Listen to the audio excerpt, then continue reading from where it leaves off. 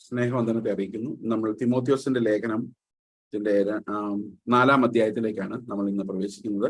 4-ാം അധ്യായത്തിലെ ആദ്യത്തെ 1-2 വാക്യങ്ങൾ നമ്മൾ കഴിഞ്ഞ ദിവസം സംസാരിച്ചു കഴിഞ്ഞിരുന്നു.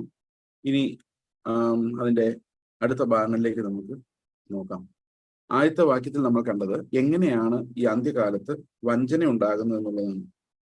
ദൈവഭക്തിയുടെ മർമ്മം മറിച്ചു കളഞ്ഞു. ദൈവഭക്തിയുടെ മർമ്മം എന്താണ് എന്നുള്ളത് നമ്മൾ കഴിഞ്ഞ ദിവസം കണ്ടു. ദൈവഭക്തിയുടെ മർമ്മം എന്ന് പറയുന്നത് ക്രിസ്തു മരിച്ച് പുനരുത്ഥാനം ചെയ്തു. അവൻ നമ്മളിലൂടെ വാഴുകയും നമ്മളിലൂടെ പ്രസംഗിക്കപ്പെടുകയും വിശ്വസിക്കപ്പെടുകയും ചെയ്യുന്നു. അവന്റെ ജീവൻ നമ്മളിൽ വെളിവായിരിക്കുന്നു. അതാണ് ശരിക്കും ഭക്തിയുടെ മർമ്മം എന്ന് പറയുന്നത്. കർത്താവ് നമുക്ക് വേണ്ടി ഇറങ്ങി വന്നു, നമുക്ക് വേണ്ടി മരിച്ചു, നമുക്ക് വേണ്ടി പുനരുത്ഥാനം ചെയ്തു. ഇത് ഭക്തിയുടെ മർമ്മമാണ്. അത് ക്രിസ്തുവിന്റെ ജീവൻ തന്നെയാണ് നമ്മുടെ ഭക്തി. അല്ല, നമുക്കറിയാം ഇതൊരു മതഭക്തിയുടെ ഒരു പരിപാടിയല്ല. സാധാരണ മതങ്ങളിലുള്ളതുപോലെ ഒരു മതഭക്തി അല്ല നമുക്കുള്ളത് ക്രിസ്തു നമ്മൾ ജീവിച്ചു എന്നുള്ളതാണ് നമ്മുടെ ഭക്തിയുടെ മർമ്മം. ഇത് വേറെ എന്തെങ്കിലും ഭക്ഷണ നിയമങ്ങളാലോ വസ്ത്ര നിയമങ്ങളാലോ അങ്ങനെ മനുഷ്യന്റെ സ്വാഭാവിക സ്വാതന്ത്ര്യത്തെ നിഷേധിക്കുന്ന കാരണങ്ങളാലോ ഒന്നും ഉണ്ടാക്കിയെടുക്കുന്ന ഒരു മതമല്ല.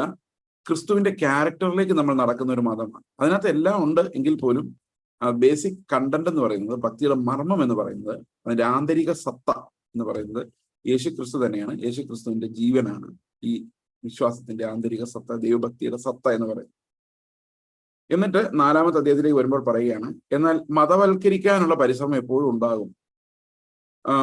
ബോഷ്ക്ക് പറയുന്നുണ്ട് കപടത്താൽ വിശ്വാസം തിരിക്കും. അപ്പൊ വിശ്വാസത്താലുള്ള ജീവിതത്തിന് പകരം നമ്മൾ പലതരത്തിലുള്ള സബ്സ്റ്റിറ്റ്യൂട്ട്സിന് ഉണ്ടാക്കിക്കൊണ്ട് വരുമെന്ന് അന്ത്യകാലത്തെ കുറിച്ച് തിമോത്തിയോസ് പറയുന്നു. ഈ സബ്സ്റ്റിറ്റ്യൂട്ട്സ്, അതായത് യഥാർത്ഥ ഭക്തിക്കുള്ള സബ്സ്റ്റിറ്റ്യൂട്ട്സ് മിക്കതും മനസാക്ഷിയുടെ ചൂട് നിമിത്തമാണ്. ഈ മനസാക്ഷി എന്ന് പറയുന്നത് ചൂട് പിടിക്കുന്ന ഒരു സാധനമാണ്. അത് എപ്പോഴും മനസാക്ഷിയുടെ ചൂടെന്ന് പറയുന്നത് സ്വയനീതിയിൽ അധിഷ്ഠിതമാണ്. അതായത് മനസാക്ഷി ചൂട് പിടിക്കുക എന്ന് പറഞ്ഞു കഴിഞ്ഞാൽ അത് എപ്പോഴും നമ്മുടെ നീതി വെച്ചാണ് ആ ചൂടുപിടുത്തം. എപ്പോഴാണ് നമുക്ക് നീതി കൂടിയതായിട്ട് നമുക്ക് തോന്നുന്നത്, അപ്പോൾ നമ്മൾ ചൂട് പിടിച്ചവരായി കാണും. നിങ്ങളൊന്ന് ആലോചിച്ച് നോക്കുക. എപ്പോഴെങ്കിലും നിങ്ങൾക്ക് കുറച്ച് നീതി കൂടുതലുണ്ടെന്ന് വിചാരിക്കുകയാണെങ്കിൽ ആ സമയത്ത് ഒരു ചൂട് വരും. മറ്റുള്ളവരെ കുറിച്ചും എല്ലാം അവരെന്താ അങ്ങനെ, ഇവരെന്താ ഇങ്ങനെ, ഇവരെന്താ ശരിയാകാത്ത, ആ ഒരു ചൂടാണ് ഈ മനസാക്ഷിയുടെ ചൂടെന്ന് പറയുന്നത്. എന്നിട്ട് അവർ ഓരോരോ കാര്യങ്ങൾ മറ്റുള്ളവരുടെ മേൽ കെട്ടിവെക്കാൻ തുടങ്ങും. വിവാഹം വിലക്കും. സത്യത്തെ ഗ്രഹിച്ചിരിക്കുന്ന വിശ്വാസികൾ സ്തോത്രത്തോടെ അനുഭവിപ്പാൻ ദൈവം സൃഷ്ടിച്ച ഭോജ്യങ്ങളെ വർജിക്കണമെന്ന് കൽപ്പിക്കുകയും ചെയ്യും. അപ്പോൾ ഇന്നത് കഴിക്കരുത്, ഇന്നത് കുടിക്കരുത്, ഇന്ന രീതിയിൽ നടക്കാവൂ എന്ന് പറഞ്ഞ് എക്സ്റ്റേണൽ ലോ ഇവർ കൊണ്ടുവരും. ഈ എക്സ്റ്റേണൽ ലോ കൊണ്ടുവരാനുള്ള കാരണം ഇവരുടെ മനസാക്ഷിക്ക് സ്വയനീതിയാൽ ഉണ്ടാകുന്ന ചൂട് നിമിത്തമാണെന്നാണ് പൗലോസ് പറയുന്നത്. അപ്പൊ യഥാർത്ഥ ഭക്തിയുടെ പ്രിൻസിപ്പിൾസിനെ ത്യജിച്ചിട്ട് അവർ ഒരു ഓൾട്ടർനേറ്റ് റിലീജിയൻ ഉണ്ടാക്കാൻ പരിശ്രമിക്കും. ആ ഓൾട്ടർനേറ്റ് റിലീജിയൻ എന്ന് പറയുന്നത് എപ്പോഴും മനുഷ്യരുടെ സ്വയനീതിയെ ആസ്പദമാക്കിയുള്ളതായിരിക്കും എന്നുള്ളതാണ് നമ്മൾ മനസ്സിലാക്കേണ്ടത്. അപ്പൊ ഈ സെൽഫ് റൈച്ചസ്നെസ് ഉണ്ടാകുന്ന റിലീജിയൻസ് ആണ് നമ്മൾ എല്ലായിടത്തും കാണുന്നത്. ആ ഒരു വിശുദ്ധിയുടെ ചൂടാണ് ഈ പുൾപിറ്റുകളിൽ നിന്നൊക്കെ വരുന്നത്. അത് ശരിക്കും ദൈവത്തിന്റെ ഭക്തിയുടെ മർമ്മം മനസ്സിലാകാത്തത് കൊണ്ടാണ്. ദൈവഭക്തിയുടെ മർമ്മം എന്ന് പറയുന്നത് മാനുഷികമായ ഒരു പ്രയത്നത്തിൽ നമുക്ക് ഉൾക്കൊള്ളിക്കാൻ കഴിയുന്നതല്ല. അത് ക്രിസ്തു നമ്മിൽ വസിക്കാതെ നടക്കുകയില്ല. അത് മാനുഷികമായ ഒരു അധ്വാനത്താൽ നടക്കുകയില്ല. ക്രിസ്തു നമ്മിൽ വസിച്ചാൽ മാത്രമേ ആ ഒരു ആ ഒരു ഭക്തിയിലേക്ക് നമുക്ക് പ്രവേശിക്കാൻ പറ്റുള്ളൂ. അവന്റെ ജീവൻ തന്നെയാണ് ഭക്തി. ക്രിസ്തു തന്നെയാണ് നമ്മുടെ നീതീകരണവും വിശുദ്ധീകരണവും തേജസ്കരണവും എല്ലാം എന്നുള്ളത് കൊണ്ട് ക്രിസ്തു തന്നെയാണ് നമ്മുടെ ഭക്തിയുടെ മർമ്മവും. അവൻ നമ്മിൽ വസിക്കുന്നു എന്നുള്ളതാണ്. അവൻ നമ്മളാൽ വാഴ്ത്തപ്പെടുകയും പ്രസംഗിക്കപ്പെടുകയും ചെയ്യുന്നു, വിശ്വസിക്കപ്പെടുന്നു. പ്രപഞ്ചത്തിൽ മുഴുവൻ ദൂതന്മാരാൽ ഇത് വിശ്വസിക്കപ്പെടുന്നു എന്നുള്ളത്, ദൂതന്മാരാൽ പ്രസംഗിക്കുന്ന സുവിശേഷം വിശ്വസിക്കപ്പെടുന്നു എന്നുള്ളത് ദൈവഭക്തിയുടെ മർമ്മമാണ്. That means living Christ is the mystery of righteousness or piety, godliness. അത് തന്നെയാണ് നമ്മൾ കൊളോസി ലേഖനത്തിൽ കണ്ടത്. തലമുറകളായി മറഞ്ഞു കിടന്ന മർമ്മം എന്നാണ് മഹത്വത്തിന്റെ പ്രത്യാശയായി ക്രിസ്തു നിങ്ങളിൽ ഇരിക്കുന്നു എന്നുള്ളത്. അപ്പൊ ക്രിസ്തു നമ്മിൽ ഇരിക്കുന്നു എന്നുള്ളതാണ് ശരിക്കും മഹത്വത്തിന്റെ പ്രത്യാശയായി ക്രിസ്തു നമ്മിൽ ഇരിക്കുന്നു എന്നുള്ളതാണ് ശരിക്കും ദൈവഭക്തിയുടെ മർമ്മം എന്ന് നമുക്ക് കാണാം. അതല്ലാതെയുള്ള എല്ലാ മതപരമായ അഭ്യസനങ്ങളും മനസാക്ഷിയുടെ ചൂട് നിമിത്തം ഉണ്ടാകുന്നതാണ് എന്നുള്ളതാണ് നമ്മൾ തിമോത്തിയോസിന്റെ ലേഖനത്തിൽ മനസ്സിലാക്കുന്നത്. പാസ്റ്റർമാർ മനസ്സിലാക്കേണ്ട ഒരു കാര്യമാണ് ഈ ഒരു സഭയുടെ ആത്മീകമായ കൺട്രോൾസ് എന്തൊക്കെയാണ്. സഭയുടെ പക്ഷെ പലപ്പോഴും സഭയ്ക്ക് ആത്മീകമായ കൺട്രോളിലോട്ട് പോകാൻ കഴിയാത്തത് കൊണ്ട് അവർ മനസാക്ഷിയുടെ ചൂട് നിമിത്തമുള്ള കൺട്രോളിലേക്കാണ് പലപ്പോഴും പല സഭകളും പോകുന്നത്. ഈ മനസാക്ഷിയുടെ ചൂടും സ്വയനീതിയും തമ്മിൽ ഭയങ്കരമായ ബന്ധമുണ്ട് എന്ന് നമുക്ക് മനസ്സിലാക്കാൻ കഴിയും. നിങ്ങൾ മനസാക്ഷി ചൂട് വെച്ച് പ്രസംഗിക്കുന്നവർ ശ്രദ്ധിച്ചു നോക്കി ഇനിമേൽ ശ്രദ്ധിച്ചാൽ മതി. നിങ്ങളുടെ ചൂടോടെ സംസാരിക്കുന്ന ആൾക്കാരൊന്ന് ശ്രദ്ധിച്ചു നോക്കി, അവരെല്ലാം സ്വയനീതി ഒരിത്തിരി ഉള്ളവരായിരിക്കും. കാരണം അവിടെ നിന്നാണ് ഈ ചൂട് വരുള്ളൂ. ഓക്കെ, ഇവിടെ പറയുന്ന ഇനി ഭക്ഷണ നിയമങ്ങൾ എന്തുകൊണ്ട് നമുക്കില്ല, എന്തുകൊണ്ടാണ് യാതൊരു തരത്തിലുള്ള സെറമോണിയൽ ലോസ് നമുക്കില്ല, മോറൽ ലോസ് മാത്രമേ ഉള്ളൂ. Christianity only has moral laws, no ceremonial law. എന്തുകൊണ്ടാണ് സെറമോണിയൽ ലോ ഇല്ലാത്തത്? ഇവിടെ പറയുന്നത് ദൈവത്തിന്റെ സൃഷ്ടി എല്ലാം നല്ലതാണ്, ഏത് മാംസം കഴിക്കണമെങ്കിലും സ്തോത്രത്തോടെ അനുഭവിക്കുന്നുവെങ്കിൽ ഒന്നും വർജിക്കേണ്ടതില്ല, ദൈവവചനത്താലും പ്രാർത്ഥനയാലും സകലതും വിശദീകരിക്കപ്പെടുന്നുണ്ട്. അപ്പം ദൈവത്തോട് നമുക്കൊരു നന്ദി ഉണ്ടെങ്കിൽ, സ്തോത്രം ചെയ്താൽ നമുക്ക് എന്ത് ഭക്ഷണവും കഴിക്കാമെന്നാണ് തിമോഥെയോസിന്റെ ലേഖനം പറയുന്നത്. അതായത് എവ്രിതിങ് ഈസ് ഗോഡ് ഗിവൺ. അതുകൊണ്ട് തന്നെ ദൈവത്തിന്റെ എല്ലാ സൃഷ്ടിയും നല്ലത്. നമ്മൾ എന്തിനെ തിന്നാലും നല്ലത്. നമ്മൾ ചിലപ്പോൾ ചില ദേശങ്ങളിലൊക്കെ ചെല്ലുമ്പം എലി, പാമ്പ് ഒക്കെ ആഹാരമായിട്ട് കിട്ടും. അപ്പൊ നമുക്ക് എന്താ പറയുന്നത്, ഓ അയ്യോ ഇതൊക്കെ എങ്ങനെ ഒരു കഴിക്കുന്നത്, കൾച്ചറൽ ഷോക്ക് എന്ന് പറയുന്നത്. നമുക്ക് culturally we are shocked that these people are eating that. തന്നെയല്ല ചില ഹാബിറ്റുകളൊക്കെ കണ്ടു കഴിഞ്ഞാൽ നമുക്ക് വിഷമം, നമ്മുടെ കൾച്ചറിന് എഗ്രി ചെയ്യുന്നതല്ല. ഓക്കെ, ഇറച്ചിയൊക്കെ തിന്നു കണ്ടു കഴിഞ്ഞാൽ വെജിറ്റേറിയൻസിന് എന്ന് പറഞ്ഞാൽ ചെറുപ്പം മുതലേ അങ്ങനെ ആയിരുന്നവർക്ക് ഭയങ്കരമായ ഇറിറ്റേഷൻ ഉണ്ടാവും. അപ്പൊ അതെല്ലാം കൾച്ചറൽ ഷോക്കുകളാണ്. ബൈബിൾ എന്താ പറയുന്നത് വെച്ച് കഴിഞ്ഞാൽ അതൊക്കെ അവരവരുടെ സ്വാതന്ത്ര്യം എന്നാണ്. അതാണ് ദൈവം സൃഷ്ടിച്ച എല്ലാം നമുക്ക് കഴിക്കാം. എലി ആയാലും, ഞാൻ ബാക്കി പറയുന്നില്ല, നിങ്ങൾ രാവിലെ എഴുന്നേറ്റിട്ട് അല്ലെങ്കിൽ ഇത്രയും ഉറങ്ങാൻ പോകുന്ന സമയമായിരിക്കും ചിലർക്കെങ്കിലും, അപ്പൊ അവരുടെ മുമ്പിൽ നിങ്ങൾ വിവിധമായ ഭക്ഷണ സാധനങ്ങളെ കുറിച്ച് ഞാൻ പറയുന്നില്ല. ചിലരെ മോഹിപ്പിക്കുകയും ചിലരെ തളർത്തുകയും ഇടർച്ച ഉണ്ടാക്കുകയും ചെയ്യുന്ന കാര്യങ്ങളിലേക്ക് നമ്മൾ പ്രവേശിക്കാതിരിക്കുന്നതാണല്ലോ നല്ലത്. ഓക്കെ, അപ്പോൾ എന്ത് വേണമെങ്കിലും കഴിക്കാമെന്നുള്ളൊരു വാക്ക്. അപ്പൊ ചില ആൾക്കാർ പറയും, ക്രിസ്ത്യാനികൾ അത് കഴിക്കാൻ പാടില്ല, പഴയ നിയമത്തിൽ ഇങ്ങനെയുണ്ട്. സഹോദരങ്ങളെ, അങ്ങനെ ഇല്ല. പുതിയ നിയമത്തിൽ അങ്ങനെ ഒരു നിയമവുമില്ല. നമ്മൾ പലപ്പോഴും ഭക്ഷണ നിയമങ്ങൾ ഉണ്ടാക്കും, കാരണം നമുക്ക് എന്തെങ്കിലുമൊക്കെ നിയമം ഉണ്ടെങ്കിൽ ഒരു സുഖമുള്ളൂ. ഈ നിയമം ഇല്ലാതെ ജീവിക്കാൻ പറ്റാത്ത ആൾക്കാരുണ്ട്. ഞാൻ അങ്ങനെ ഒരാളായിരുന്നു, നിയമത്തിന്റെ ആളായിരുന്നു. പിന്നെയാണ് മനസ്സിലായത് നിയമം ഇല്ലാതെയാണ് ജീവിക്കാൻ സുഖമെന്ന്. പക്ഷെ നിയമം ഇല്ലാതെ ജീവിക്കാന്ന് പറയുമ്പോൾ ഒരു കാര്യം ഓർക്കണം, സെറമോണിയൽ ലോയുടെ കാര്യം മാത്രമാണ്. മോറൽ ലോ ഇല്ലാതെ നമുക്ക് ജീവിക്കാൻ പറ്റത്തില്ല. കാരണം നമ്മുടെ ഒരു മോറൽ മനസാക്ഷിയുണ്ട്. ക്രിസ്തുവിന്റെ ആത്മാവ് സ്ഫുടം ചെയ്തെടുത്ത, ക്ലീൻ ചെയ്തെടുത്ത ഒരു മനസാക്ഷിയാണ് നമ്മെ സത്യത്തിലേക്ക് നയിക്കുന്നത്. ഒരു പെർഫെക്റ്റ് മനസാക്ഷി നമ്മൾ രൂപീകരിക്കപ്പെടുക എന്നുള്ളതാണ് ക്രിസ്ത്യൻ ഭക്തിയുടെ യഥാർത്ഥ ഉദ്ദേശം എന്ന് പറയുന്നത്. അപ്പോൾ ദൈവത്തിന്റെ സൃഷ്ടി, നിങ്ങളുടെ കയ്യിൽ എന്ത് ആഹാര സാധനം കിട്ടിയാലും അത് ഏത് ഇറച്ചിയാണെന്ന് ചോദിക്കാതെ, നിങ്ങൾക്ക് വയറിന് പ്രോബ്ലം ഉണ്ടാവുമെങ്കിൽ ദാറ്റ്സ് അനദർ തിങ്.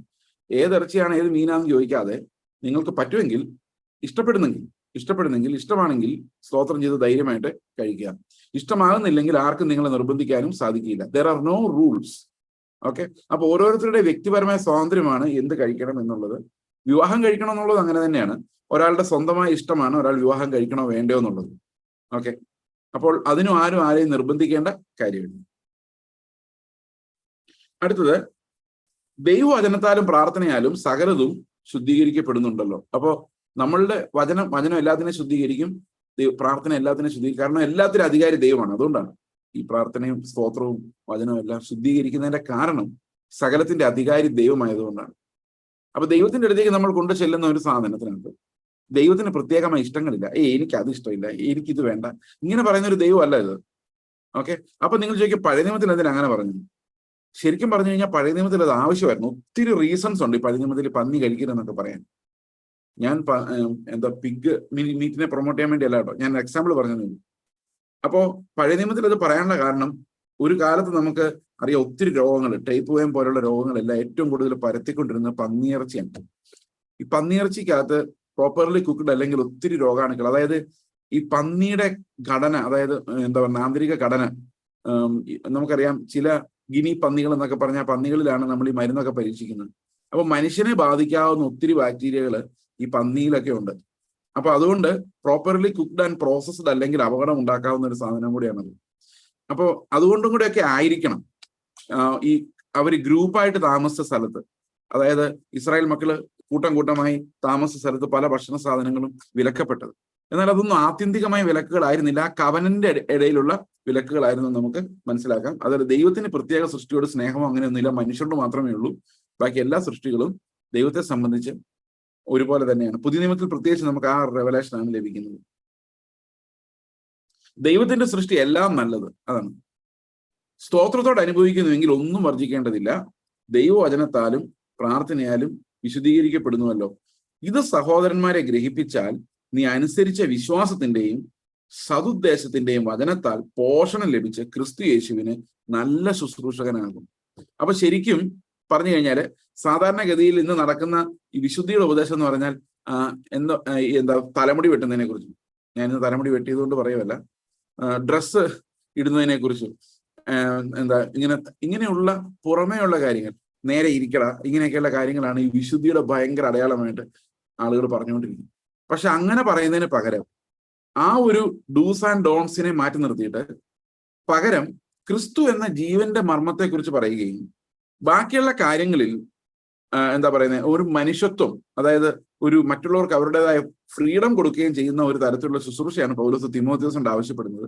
ഈ ഭക്ഷണ കാര്യങ്ങളിൽ നീ എന്തിനാ അത് കഴിച്ച് ഇത് കഴിച്ച് എന്തിനാ ഇങ്ങനെ അങ്ങനെ ഒന്നും ചോദിക്കാതെ, ഓക്കെ, അതിലെല്ലാം ഒരു സാമാന്യമായ സ്വാതന്ത്ര്യം അനുവദിച്ചിട്ട് ക്രിസ്തു എന്ന മർമ്മത്തിലേക്ക് അവരെ എത്തിക്കുക. ദൈവഭക്തിയുടെ മർമ്മം. ഇപ്പൊ നമ്മളെ സംബന്ധിച്ച്, സഭയെ സംബന്ധിച്ച് ഏറ്റവും പ്രധാനപ്പെട്ട കാര്യം എന്ന് പറയുന്നത് നമ്മൾ ഓരോരുത്തരും ദൈവഭക്തിയുടെ മർമ്മം ഗ്രഹിച്ചോ എന്നുള്ളതാണ്. മർമ്മം ഗ്രഹിച്ചോ? ഓക്കെ, അപ്പൊ ദൈവഭക്തിയുടെ മർമ്മത്തിലേക്ക് നിങ്ങൾ എത്തിയോ? ക്രിസ്തു നിങ്ങളിൽ വസിക്കുന്നുണ്ടോ? ക്രിസ്തു നിങ്ങളിൽ വളരുന്നുണ്ടോ? ആ ഒരു ജീവനിൽ സന്തോഷിക്കാൻ പറ്റുന്നുണ്ടോ? കഷ്ടതയുടെ നടുവിലും കർത്താവ് എൻ്റെ ഉള്ളിലുണ്ടോ ഉണ്ടല്ലോ എന്ന് ആനന്ദിക്കാൻ പറ്റുന്നുണ്ടോ? അവന്റെ തേജസ് തേജസ്കരിക്കപ്പെടുന്നു. ഒരു നാളിൽ ഞാനും തേജസ്കരിക്കപ്പെടും എന്നുള്ളത് എന്നെ ആനന്ദത്താൽ നിറയ്ക്കുന്നുണ്ടോ? ഇതാണ് ദൈവഭക്തി എന്ന് പറയുന്നത്. അപ്പൊ ഓരോ മനുഷ്യരെ കാണുമ്പോഴും നമുക്ക് ആ ചിത്രമാണ്, ഓരോ വസ്തുക്കളെ കാണുമ്പോഴും നമുക്ക് ആ ചിത്രമാണ്. അപ്പോൾ അങ്ങനെ എല്ലാ മനുഷ്യരോടും തോന്നുന്ന, കർത്താവിന്റെ നാമത്തിൽ തോന്നുന്ന സ്നേഹം, അവരോട് തോന്നുന്ന ക്ഷമ, കരുണ, നിത്യതയെക്കുറിച്ചുള്ള ആ ഒരു കാഴ്ചപ്പാട് എൻ്റെ ഉള്ളിലേക്ക് വന്നു കഴിയുമ്പോൾ, when I get those glasses to look at others, അതാണ് ശരിക്കും ഭക്തി എന്ന് പറയുന്നത്. ഭക്തി എന്ന് പറയുന്നത് it's not reflected in our religious activity but in our life and character. അവിടെയാണ് നമ്മൾ ഈ ഒരു മർമ്മത്തിലുള്ള ഡിഫറൻസ് നമ്മൾ കണ്ടുപിടിക്കേണ്ടത്. ഓക്കെ, അപ്പോൾ പിള്ളേർക്ക് ഇന്ന് സംഭവിച്ചിരിക്കുന്ന ഏറ്റവും വലിയ അപകടം എന്ന് പറയുന്നത് ദേ ഡോണ്ട് സീ വിറ്റ്നസസ് എന്നുള്ളതാണ്. അവരെ ഈ മതത്തിന്റെ വിറ്റ്നസിനെ മാത്രമേ കാണുന്നുള്ളൂ. അരുതട എന്ന് പറയുന്ന വിറ്റ്നസ് അല്ലാതെ ഈ ക്രിസ്തുവിന്റെ മർമ്മം അല്ലെങ്കിൽ ജീവൻ എന്ന് പറയുന്ന ഒരു സാക്ഷ്യം നമ്മുടെ കുഞ്ഞുങ്ങൾക്ക് ഇന്ന് കേൾക്കാൻ കഴിയാതായിട്ടുണ്ട്.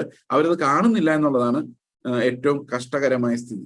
ഇത് നിസ്സാര കാര്യമല്ല ഒരു ക്രിസ്ത്യൻ വിറ്റ്നസ് ആവുക എന്ന് പറഞ്ഞു കഴിഞ്ഞാൽ. ഇപ്പൊ ഉദാഹരണത്തിന്, നിങ്ങളുടെ കയ്യിൽ ഇഷ്ടം പോലെ പണം ഉണ്ടെന്നിരിക്കട്ടെ, കയ്യിലുണ്ട്. അപ്പൊ ഒരാൾ ഒന്ന് പൈസ ചോദിക്കാൻ, എന്നെ ഒന്ന് സഹായിക്കാമോ ചോദിക്കുമ്പോൾ നിങ്ങൾ പറയണ ഇപ്പൊ ഒന്നും ഇല്ല എന്ന് പറഞ്ഞിട്ട് ഇങ്ങോട്ട് വരുമ്പോൾ അകത്തിരുന്ന് മകളോ മകനോ അവിടെ ചിന്തിക്കും, ഓ ഇത്രയേ ഉള്ളല്ലേ ഈ പരിപാടി. ഇവർക്ക് പൈസയോട് പ്രത്യേകിച്ച് സ്നേഹമോ വെറുപ്പോ ഒന്നുമില്ല. ഇവർ ഒബ്ജക്റ്റീവ് ഫാക്ട്സിനെയാണ് നോക്കുന്നത്. ഓ ഇവരിങ്ങനെ പറയുമെങ്കിലും അങ്ങനെ ഒന്നും ചെയ്യണ്ടല്ലേ, അപ്പൊ ഇത് ഇത്രയൊക്കെ ഉള്ളൂ. അപ്പൊ കുറച്ച് കഴിയുമ്പം ഇവർ ചോദിക്കുകയും ചെയ്യും. ഒരു പക്ഷെ എന്നോട് ചോദിച്ചിട്ടുണ്ട്, എൻ്റെ കയ്യിൽ കുറച്ച് പൈസ, എൻ്റെ മകൻ ചോദിച്ചാണ് നോക്കിയത്, എത്രയുണ്ട് കയ്യിൽ? ഞാൻ പറഞ്ഞു, അന്നേരം എവിടെ നിന്നോ കുറച്ച് പൈസ വന്നേ, ഇത്രയുണ്ട്. അത് ശരിയാണോ അങ്ങനെ ഇരിക്കുന്നത് എന്ന് എന്നോട് ചോദിച്ചിട്ടുണ്ട്. കാരണം ദേ understand something and they are questioning. അപ്പൊ ശരിക്കും അവർ നോക്കുമ്പോൾ ഈ പറയുന്ന വിശ്വാസമൊന്നും ജീവിതത്തിൽ ഇല്ലാന്ന് കണ്ടു കഴിയുമ്പോഴേക്കും അവർക്ക് എന്ത് സംഭവിക്കും? അവർ ദൈവഭക്തിയുടെ മർമ്മം കിട്ടുന്നില്ല, ഈ ആക്ടിവിറ്റി മാത്രമേ കിട്ടുന്നുള്ളൂ. എഴുന്നേക്കട, പ്രാർത്ഥിക്കട, ബൈബിൾ വായിക്കട എന്ന് പറയുന്നതല്ലാതെ അതിന്റെ എന്താണ് ഈ ദൈവഭക്തി, എന്നിൽ വസിക്കുന്ന ക്രിസ്തു എങ്ങനെയാണ് മാനിഫെസ്റ്റഡ് ആകുന്നത് എന്നുള്ള കാര്യം അവർക്ക് പിടികിട്ടുന്നില്ല. ദേഷ്യം വരുമ്പം പുറമൊഴി അടിക്കുന്ന, നിയന്ത്രണമില്ലാത്ത ഒരപ്പൻ, അതിനേക്കാൾ നിയന്ത്രണമില്ലാത്ത അമ്മ, ഇവരെല്ലാം ദൈവഭക്തി, ബൈബിൾ വായിക്കട എന്ന് പറയുന്നുണ്ട്. So what do we miss? We miss the mystery of the gospel. We miss the mystery of godliness. അതായത് ദൈവഭക്തിയുടെ മർമ്മം നമുക്ക് പിടികിട്ടാതെ പോവുകയും ഈ ഒബ്സർവൻസസിലേക്ക് ചുരുങ്ങുകയും ചെയ്യുന്നതിന്റെ അപകടമാണ് തിമോഥെയോസിന്റെ ലേഖനത്തിൽ നമ്മൾ കാണുന്നത്. അപ്പോൾ ക്രിസ്തുവിനെ വിറ്റ്നസ് ചെയ്യാൻ നമുക്ക് പറ്റാതെ വരുന്നു എന്നുള്ളതാണ് ഇതിനകത്ത് ഏറ്റവും. ഇപ്പൊ മതത്തിലേക്ക്, നമ്മൾ ആത്മീയതയിൽ നിന്നും ക്രിസ്തുവിന്റെ ജീവനിൽ നിന്നും ഒരു മതത്തിലേക്ക് മാറുന്നു. ആ മതത്തിലേക്ക് മാറിക്കഴിയുമ്പോൾ എന്ത് സംഭവിക്കുന്നു? നമ്മുടെ വിറ്റ്നസ് നഷ്ടപ്പെട്ടു പോകുന്നു. നമ്മൾ ദൈവഭക്തിയിലേക്കല്ല, അതിന് പകരം നമ്മൾ നമ്മുടെ തന്നെ മോഹങ്ങൾ ഉണ്ടാക്കി വെച്ച ഒരു മതപരമായ വ്യവസ്ഥയിലേക്ക് നമ്മൾ നമ്മുടെ കുട്ടികളെ ആകർഷിക്കാൻ ശ്രമിക്കുന്നു. അതാണ് ഇന്ന് സംഭവിക്കുന്നത് എന്ന് ഞാൻ ചിന്തിക്കുന്നു. ഓക്കെ, അപ്പോൾ ഒരു നല്ല ശുശ്രൂഷകനാണെങ്കിൽ, അത് വീട്ടിലായാലും എവിടെയായാലും ഒരു നല്ല ശുശ്രൂഷകനാകണമെങ്കിൽ അതിനുള്ള വഴി എന്ന് പറയുന്നത് ക്രിസ്തുവിന്റെ മർമ്മം മറ്റൊരാൾ ഗ്രഹിക്കത്തക്ക രീതി. നമ്മളെല്ലാം ഒരർത്ഥത്തിൽ ശുശ്രൂഷകരാണ്. സഭയിൽ ശുശ്രൂഷിക്കുന്നവരുണ്ട് ഒഫീഷ്യലായിട്ട്. അതുകൂടാതെ തന്നെ നമ്മൾ എല്ലാവരും നമ്മുടെ ഭവനങ്ങളിലും നമ്മൾ കണ്ടുമുട്ടുന്ന ആളുകളുടെ ഇടയിൽ നമ്മൾ ശുശ്രൂഷകരാണ്. ശുശ്രൂഷകരെ സംബന്ധിച്ച് പറയുന്നത് ദൈവഭക്തിയുടെ മർമ്മം അവർക്ക് മനസ്സിലാകത്തക്ക രീതിയിൽ what's the mystery of that godliness എന്നുള്ളത് വെളിപ്പെടുത്തക്ക രീതിയിൽ നമ്മുടെ ജീവിതം രൂപപ്പെടണം എന്നുള്ളതാണ്. അതാണ് ശരിക്കുമുള്ള നമ്മുടെ സാക്ഷ്യം. We are Christians and we are different. ഞാൻ വർഷങ്ങൾക്ക് മുമ്പ് ഞങ്ങളുടെ സൺഡേ സ്കൂളിൽ നിന്ന്, ഞങ്ങളുടെ സൺഡേ സ്കൂൾ എന്ന് പറഞ്ഞാൽ ഇവിടെ മല്ലപ്പള്ളിക്ക് അടുത്തുള്ള ഒരു സൺഡേ സ്കൂളിൽ ഞാൻ പഠിച്ചപ്പോൾ അവിടെ ഞങ്ങൾ കൊടൈക്കനാലിനൊരു ടൂർ പോയി. ഈ ടൂർ പോയ സമയത്ത് ഞാൻ നിങ്ങളോട് ഒരിക്കൽ പറഞ്ഞിട്ടുണ്ടെന്ന് എനിക്കറിയില്ല, ഇവര് ടീഷർട്ട് വാങ്ങിച്ചുകൊണ്ട് വരിക എന്നുള്ള വലിയൊരു പരിപാടിയായിരുന്നു കൊടൈക്കനാലിൽ നിന്ന്. വളരെ വില കുറഞ്ഞ ടീഷർട്ട് അവിടെ കിട്ടുമായിരുന്നു. ഇന്നിപ്പോൾ ഇവിടെ എല്ലായിടത്തും കിട്ടും. അപ്പൊ അവിടെ നിന്ന് ഈ ടീഷർട്ട് വാങ്ങിക്കാൻ വേണ്ടി ഞാൻ ഒരാളുടെ വില ചോദിച്ചു. ഒരു 40 രൂപ എന്ന് പറഞ്ഞു. അന്നത്തെ 40 രൂപ എന്ന് പറഞ്ഞാൽ ഇന്നത്തെ 400 രൂപ അല്ല, 500 രൂപയൊക്കെയാണ്. അപ്പോൾ ഞാൻ അവരോട് ചോദിച്ചു, ഇത് നിങ്ങൾക്ക് 10-15 രൂപയ്ക്ക് കിട്ടുന്നതല്ലേ, ഇതെങ്ങനെയാണ്? ഇതൊക്കെ ഞാൻ ആരൊക്കെയോ ബാർഗെയിൻ ചെയ്യുന്ന കണ്ട് പഠിച്ചതാണ്. അപ്പൊ അവർ പറഞ്ഞു, ഇല്ലില്ല, ഞങ്ങൾക്ക് 30 രൂപയ്ക്ക് തരാം. ഞങ്ങൾ എന്റെ ഈ തുകകളൊന്നും ഞാൻ ശരിക്കും ഓർക്കുന്നില്ല, 30 രൂപയ്ക്ക് തരാം എന്ന് പറഞ്ഞു. അപ്പൊ അവർ പറഞ്ഞു ഞങ്ങൾക്ക് 25 രൂപയ്ക്ക് കിട്ടുന്നതെന്നു. അപ്പോ ഞാൻ അവരോട് ചോദിച്ചു, 25 രൂപയ്ക്കൊന്നും ഇതിനില്ല എന്ന് പറഞ്ഞപ്പോൾ അവർ പറഞ്ഞു, ഞങ്ങൾ ക്രിസ്ത്യൻസ് ആണ്, ഞങ്ങൾ കള്ളം പറയത്തില്ലെന്ന്. ഞാൻ ആദ്യമായിട്ടാണ് മനസ്സിലാകുന്നത് ക്രിസ്ത്യൻസ് കള്ളം പറയില്ല എന്ന്. എനിക്ക് ആദ്യമായിട്ടാണ് ഞാൻ കേൾക്കുന്നത്. ക്രിസ്ത്യൻസ് കള്ളം പറയത്തില്ലേ? അവര് അവിടെ നിന്ന് ഒരു പ്രസംഗം ഒരു ട്രാക്ട് കൊടുക്കുന്നതിനേക്കാളും പവർഫുൾ ആയിരുന്നു. അവിടെ നിന്ന് ആ തെരുവിൽ നിന്നുകൊണ്ട് പ്രസംഗിക്കുന്നതിനേക്കാളും പവർഫുൾ ആയിരുന്നു ആ ഒരു വിറ്റ്നസിങ്. ഞാൻ വർഷങ്ങൾക്ക് ശേഷം, എത്രയോ വർഷങ്ങളായി, എനിക്ക് തോന്നുന്നൊരു 30 ഇയേഴ്സിന് മുകളിലായിട്ടുണ്ട്. 30 ഇയേഴ്സിന് മുകളിൽ സംഭവിച്ച ഒരു കാര്യം എനിക്ക് എൻ്റെ മുമ്പിൽ ഇപ്പോഴും ഉണ്ട്. അതിന്റെ കാരണം എന്താണെന്ന് വെച്ച് കഴിഞ്ഞാൽ, അതാണ് നമ്മുടെ വിറ്റ്നസിങ്ങിന്റെ പവർ എന്ന് പറയുന്നത്. നമ്മൾ ഓരോ കുഞ്ഞു കുഞ്ഞു സന്ദർഭങ്ങളും ഒരു വിറ്റ്നസിങ്ങിന് ഉള്ളൊരു അവസരമാണ്. അത് എവിടെ ചെന്നാലും, ഏത് കടയിൽ ചെന്നാലും, ഒരാളെ വഴിയിൽ കണ്ടാലും എല്ലാം നമുക്ക് ഒരുപക്ഷെ സുവിശേഷം പറയാൻ കഴിഞ്ഞില്ലെങ്കിലും there is a chance to become a powerful witness of the mystery of godliness. അതിന് പകരം നമ്മൾ ഈ നിയമങ്ങളും വെച്ചുകൊണ്ട് മറ്റു മതങ്ങളെ കോപ്പി ചെയ്ത് അവരുടെ പോലെ നിയമങ്ങളും വെച്ചുകൊണ്ട് ഒരു മതം ഉണ്ടാക്കി കഴിഞ്ഞാൽ ഒരിക്കലും നമുക്ക് ക്രിസ്തുവിനെ ഉയർത്താനോ വിറ്റ്നസ് ചെയ്യാനോ സാധിക്കില്ല. Christ was totally different. അപ്പോൾ അതുകൊണ്ട് തന്നെ പറയാണ്, തിമോഥെയോസിന് പറയാണ്, ഇങ്ങനെ ആ ദൈവഭക്തിയുടെ മർമ്മം ഈ ആളുകളെ ഗ്രഹിപ്പിക്കത്തക്ക രീതിയിൽ നീ ശുശ്രൂഷിക്കുകയാണെങ്കിൽ നീ ഒരു തികഞ്ഞ ശുശ്രൂഷകനായി മാറും. വിശ്വാസത്തിന്റെയും സതുപദേശത്തിന്റെയും വചനത്താൽ പോഷണം ലഭിച്ച്. അപ്പോൾ വിശ്വാസത്തിന്റെ വചനവും സതുപദേശത്തിന്റെ വചനവും എന്ന് പറയുന്നത് പത്യോപദേശമാണ്. പത്യോപദേശത്തിന്റെ വചനം അല്ല, ന്യായപ്രമാണത്തിന്റെ ആർഗ്യുമെന്റ്സ് അല്ല. പത്യോപദേശത്തിന്റെ വചനം നിമിത്തം നിനക്ക് എന്ത് സംഭവിക്കും? നീ നല്ലൊരു ശുശ്രൂഷകനായിട്ട് മാറും. ക്രിസ്തു യേശുവിന് നല്ലൊരു ശുശ്രൂഷകനായി മാറും.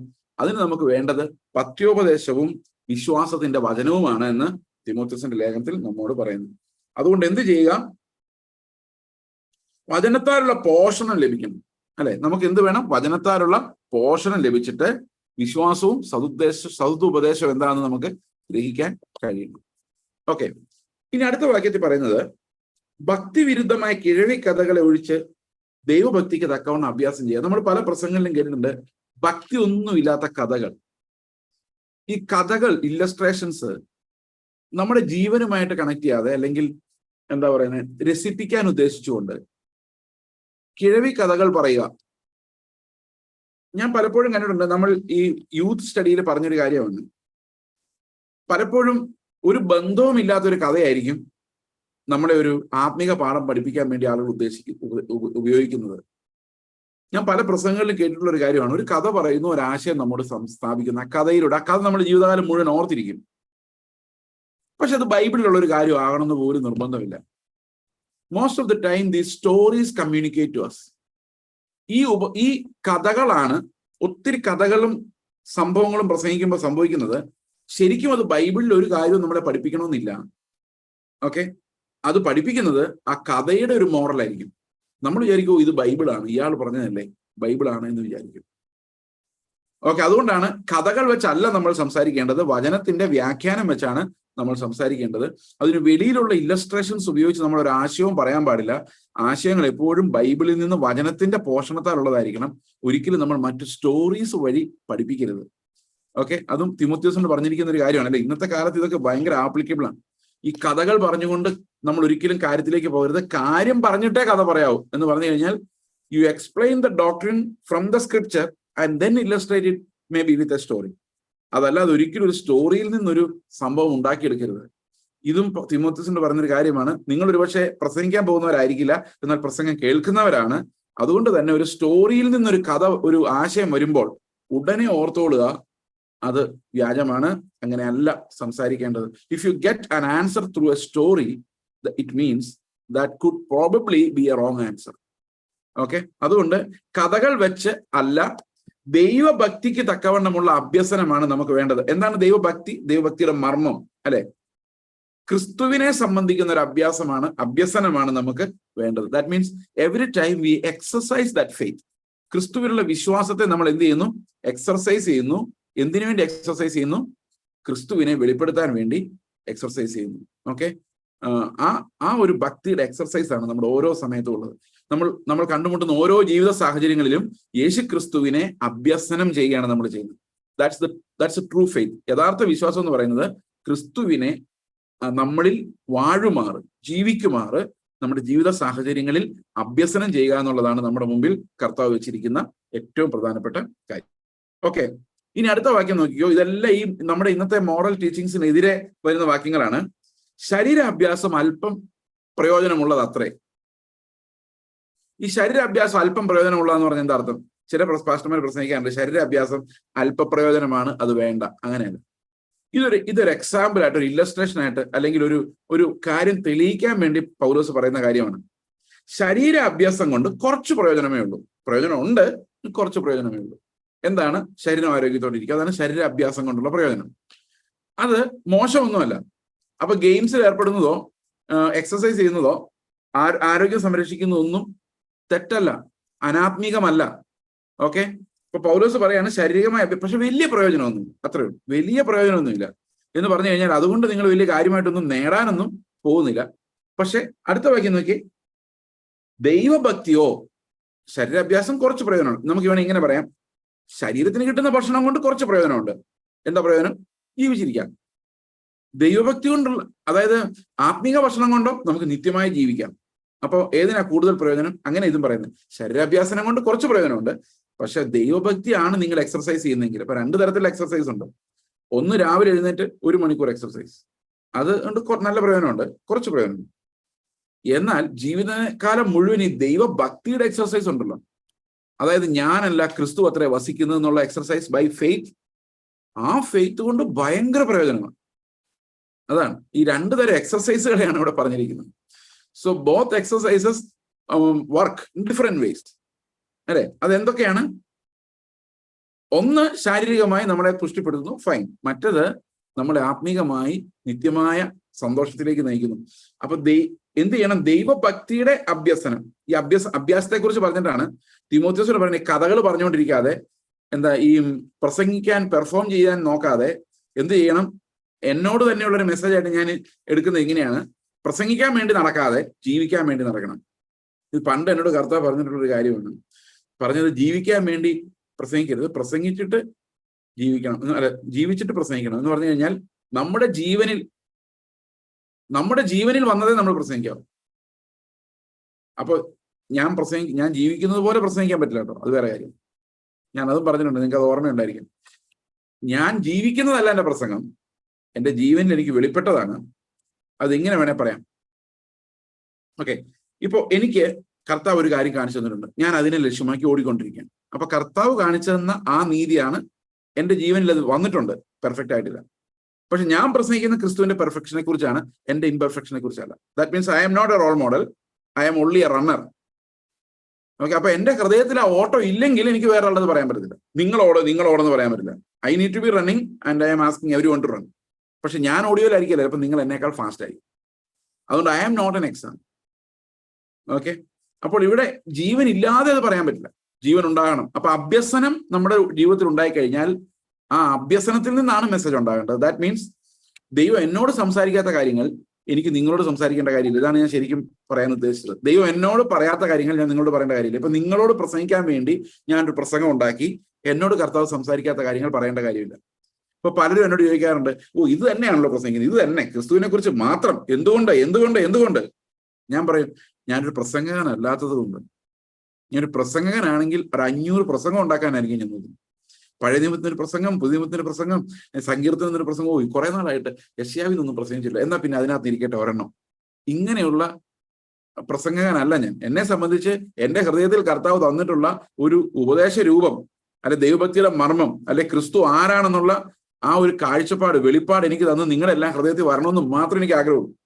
വേറെ ഒന്നിനെക്കുറിച്ച് ഞാൻ ബോധേഡല്ല. എനിക്കൊരു പ്രസംഗം പ്രസംഗിക്കണം എന്നുള്ളതിനെ കുറിച്ച് പോലും ഞാൻ ബോധേഡല്ല. കാരണം അതിന് ആവശ്യമില്ല. Because if you can preach, ഞാൻ ഇവിടുന്ന് കേട്ടോളാം. പക്ഷെ ഒറ്റ കാര്യം മാത്രമേ ഉള്ളൂ, ഈ ദൈവഭക്തിയുടെ മർമ്മം നമ്മളിവിടെ വെളിപ്പെടുവാൻ ഇടയാകണമെന്ന് മാത്രമാണ്. ഓക്കെ, അപ്പോൾ ഒരു പ്രസംഗകനാകാനോ കിഴവിക്കഥകൾ പറയാനോ ആൾക്കാരെ രസിപ്പിക്കാനോ, അതാണല്ലോ കിഴവിക്കഥ പറയുന്നതിന്റെ ഉദ്ദേശം. ആളുകളെ രസിപ്പിക്കാനോ പുതിയ പുതിയ പ്രസംഗങ്ങൾ പ്രസംഗിക്കാനോ അല്ല നമ്മൾ നടക്കുന്നത്. A+B² എന്താ നിങ്ങൾക്ക് മനസ്സിലായില്ലെങ്കിൽ അത് പഠിച്ചു തീരുന്നവരെ അത് തന്നെ ബോറടിച്ചാലും മടുത്താലും അത് തന്നെ പറഞ്ഞുകൊണ്ടിരിക്കുക എന്നുള്ളതാണ്. അതാണ് നമ്മുടെ ഉദ്ദേശം. കാരണം ഇത് ഓരോരുത്തരിലേക്കും എത്തുക എന്നുള്ളത് പ്രധാനമാണ്. ഞാൻ കഴിഞ്ഞ ദിവസം നമ്മുടെ രാവിലത്തെ ഇന്ററാക്റ്റീവ് സ്റ്റഡിയിൽ പറഞ്ഞൊരു കാര്യമാണ്, നിങ്ങൾക്ക് ഏതെങ്കിലും ഒരു പെന്തക്കോസ്തുകാരനെ അടുത്ത് കിട്ടിക്കഴിഞ്ഞാൽ നിങ്ങൾ അവരോട് ചോദിക്കണം, നിത്യജീവൻ പ്രാപിച്ചിട്ടുണ്ടോ? മിക്കവാറും ആൾക്കാർ ഇല്ലെന്നേ പറയുള്ളൂ. നിത്യജീവൻ പ്രാപിച്ചിട്ടുണ്ടോ? സ്വർഗത്തിൽ പോകുന്ന ഉറപ്പുണ്ടോ? ഇല്ല. എന്നാൽ ഇതാ ഒരു ട്രാക്ട്. ഇനി ഇത് പെന്തക്കോസ്തുകാരുടെ ഇടയിലോട്ട് നമ്മൾ ഇറങ്ങേണ്ട ഒരു കാലമായിരിക്കുകയാണ്. ഇതാ ഒരു ട്രാക്ട് പിടിച്ചോ, നിത്യജീവനെ കുറിച്ച് ഈ ട്രാക്ട് നിങ്ങളെ പഠിപ്പിക്കും. ഓക്കെ എന്ന് പറയേണ്ട ഒരു അവസ്ഥയാണ് നമ്മുടെ ചർച്ചിൽ അടുത്തിരിക്കുന്നവരോട്. ഒന്ന് ചോദിച്ചു നോക്കി, രക്ഷിക്കപ്പെടും മിക്കവാറും വീണ്ടും ജനിച്ചിട്ടില്ല. ഒന്ന് അവരുടെ കയ്യിലൊരു ട്രാക്ട് കൊണ്ടേ കൊടുത്തിട്ട്, കർത്താവ് ഒന്ന് സ്വർഗത്തിൽ പോകും, ഇന്ന് മരിച്ചാൽ നിന്റെ നിത്യത എവിടെയായിരിക്കും? അറിയത്തില്ല. ഇതാ ഈ ട്രാക്ട് വായിക്കും, കർത്താവ് നിങ്ങൾക്ക് വേണ്ടി എല്ലാം ചെയ്തിട്ടുണ്ട്, വിശ്വസിക്കും എന്ന് നമ്മുടെ അടുത്തിരിക്കുന്ന സഹോദരനോട് പറയേണ്ട ഒരു അവസ്ഥയിലേക്കാണ് നമ്മൾ പോയിക്കൊണ്ടിരിക്കുന്നത്. ഇത് ഒരു കാലത്ത് നമുക്ക് വിശ്വസിക്കാൻ പറ്റത്തില്ലായിരുന്നു. But this is really happening. പണ്ടൊക്കെ നമ്മൾ തമാശയായിട്ട് പറയാമായിരുന്നു, പെന്തക്കോസ്തുകാരുടെ വേണം ആദ്യം സുവിശേഷം പറയും. ഇപ്പൊ that has become a reality. എന്തുകൊണ്ടാന്ന് വെച്ച് കഴിഞ്ഞാൽ ദൈവഭക്തിയുടെ മർമ്മങ്ങളെ വിട്ടിട്ട് കിഴവി കഥകളെയും മാനുഷികമായ നിയമങ്ങളെയും ആശ്രയിച്ച് അവരൊരു ഫോൾസ് റൈച്ചസ്നെസ് ഉണ്ടാക്കിയത് കൊണ്ട് പല ആളുകളുടെ വിശ്വാസം കെട്ടുപോവുകയും ചില ഫെയ്ത്ത് ഹീറോസ് ഉണ്ടാവുകയും ചെയ്തു എന്നുള്ളതല്ലാതെ ദൈവഭക്തിയുടെ മർമ്മം ഗ്രഹിക്കാത്തവരാണ് ഇന്ന് നമ്മുടെ ചുറ്റുമുള്ള വലിയൊരു പങ്ക്. അതുകൊണ്ട് നമ്മുടെ ചർച്ചിലെ കുറെ ട്രാക്റ്റുകളുണ്ട്, നിങ്ങൾക്ക് പറ്റുമെങ്കിൽ പെന്തക്കോസ്തുകാർക്ക് തന്നെ കൊടുക്കുക. നമുക്ക് തന്നെ നമ്മുടെ ചുറ്റും ഇരിക്കുന്ന ആൾക്കാർക്ക് തന്നെ ഈ നിത്യജീവന്റെ വാഗ്ദത്തവും വീണ്ടും ജനനം എന്താണെന്ന് മനസ്സിലാക്കാൻ വേണ്ടി അത് കൊടുക്കുന്നത് നല്ലതായിരിക്കും എന്നാണ് ഞാൻ ചിന്തിക്കുന്നത്. ഓക്കെ, അപ്പോൾ പെന്തക്കോസ്തുകാർക്കും എല്ലാവർക്കും, ലോകത്തിലെല്ലാവർക്കും ഈ ക്രിസ്തുവിനെ കുറിച്ചുള്ള ഏത് മതത്തിലും സഭയിലും പെട്ടവർക്കും നമ്മുടെ ചർച്ചയുള്ളവർക്കും എല്ലാവർക്കും ഈ ഒരു ട്രാക്ട് കൊടുക്കുന്നത് നല്ലതായിരിക്കും. കാരണം ഇനി അഥവാ ആരെങ്കിലും വീണ്ടും ജനിക്കാതെ ഈ പുറമേയുള്ള ഭക്തി കൊണ്ട് ഞങ്ങൾ വിശ്വാസികളാണെങ്ങാനും ധരിച്ചതിനകത്ത് ഇരിപ്പുണ്ടെങ്കിൽ അവർക്ക് ഒരു വഴി തുറന്നു കൊടുക്കാൻ ഇത് സഹായിക്കുമെന്ന് ഞാൻ വിചാരിക്കുന്നു.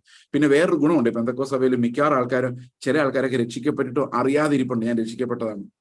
എന്നാൽ കർത്താവ് നിങ്ങൾക്ക് വേണ്ടിയാണ് മരിച്ചതെന്ന് ഒരാൾ സ്റ്റേജിൽ നിന്ന് പറഞ്ഞു കഴിയുമ്പോഴേക്കും അവരുടെ ഉള്ളിൽ അത് കത്തും. ശരിയാണല്ലോ, എനിക്ക് വേണ്ടിയാണല്ലോ എന്നവരുടെ ഉള്ളിൽ വരും. അത് വരണം. അത് വരാൻ വേണ്ടിയാണ് നമ്മൾ ഈ വചനം പ്രസംഗിക്കുന്നത്. അപ്പൊ പല ആൾക്കാരും പല അവസരത്തിൽ കർത്താവിന് വേണ്ടി കാത്തിരിക്കുന്നവരായിരിക്കും.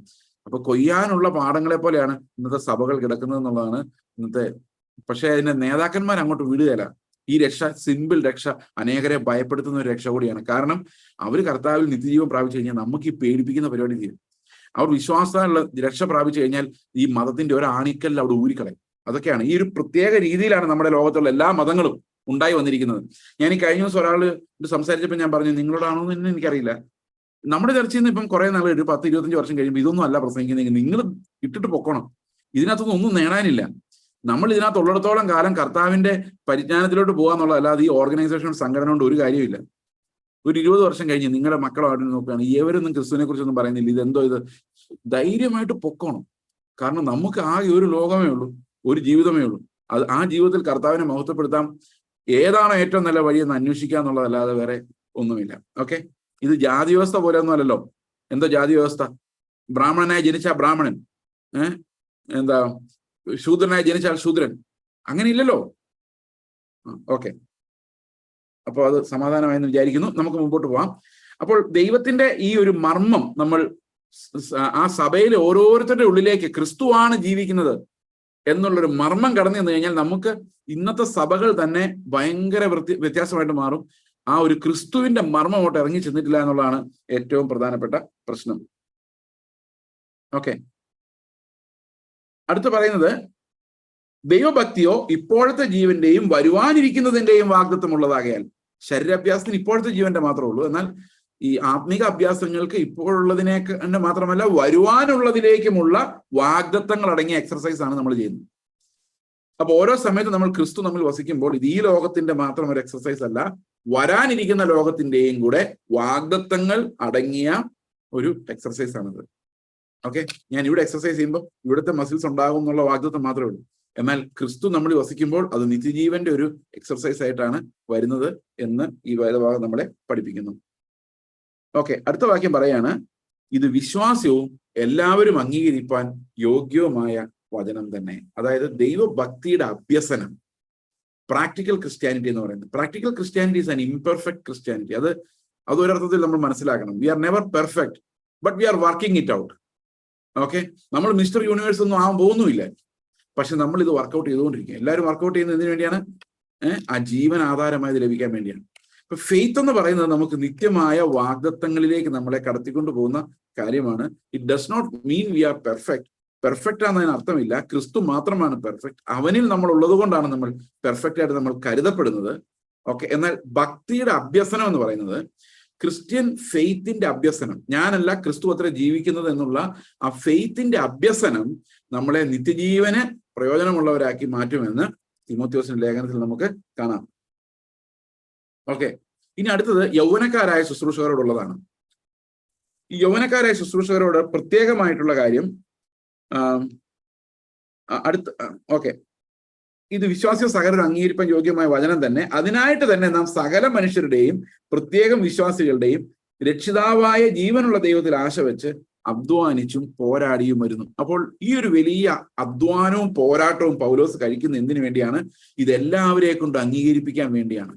അപ്പൊ പൗലോസ് ഇവിടെ പറയാണ്, ഇത് എല്ലാവരും, ലോകത്തിൽ എല്ലാവരും അംഗീകരിക്കാൻ യോഗ്യമായ വചനമാണ്.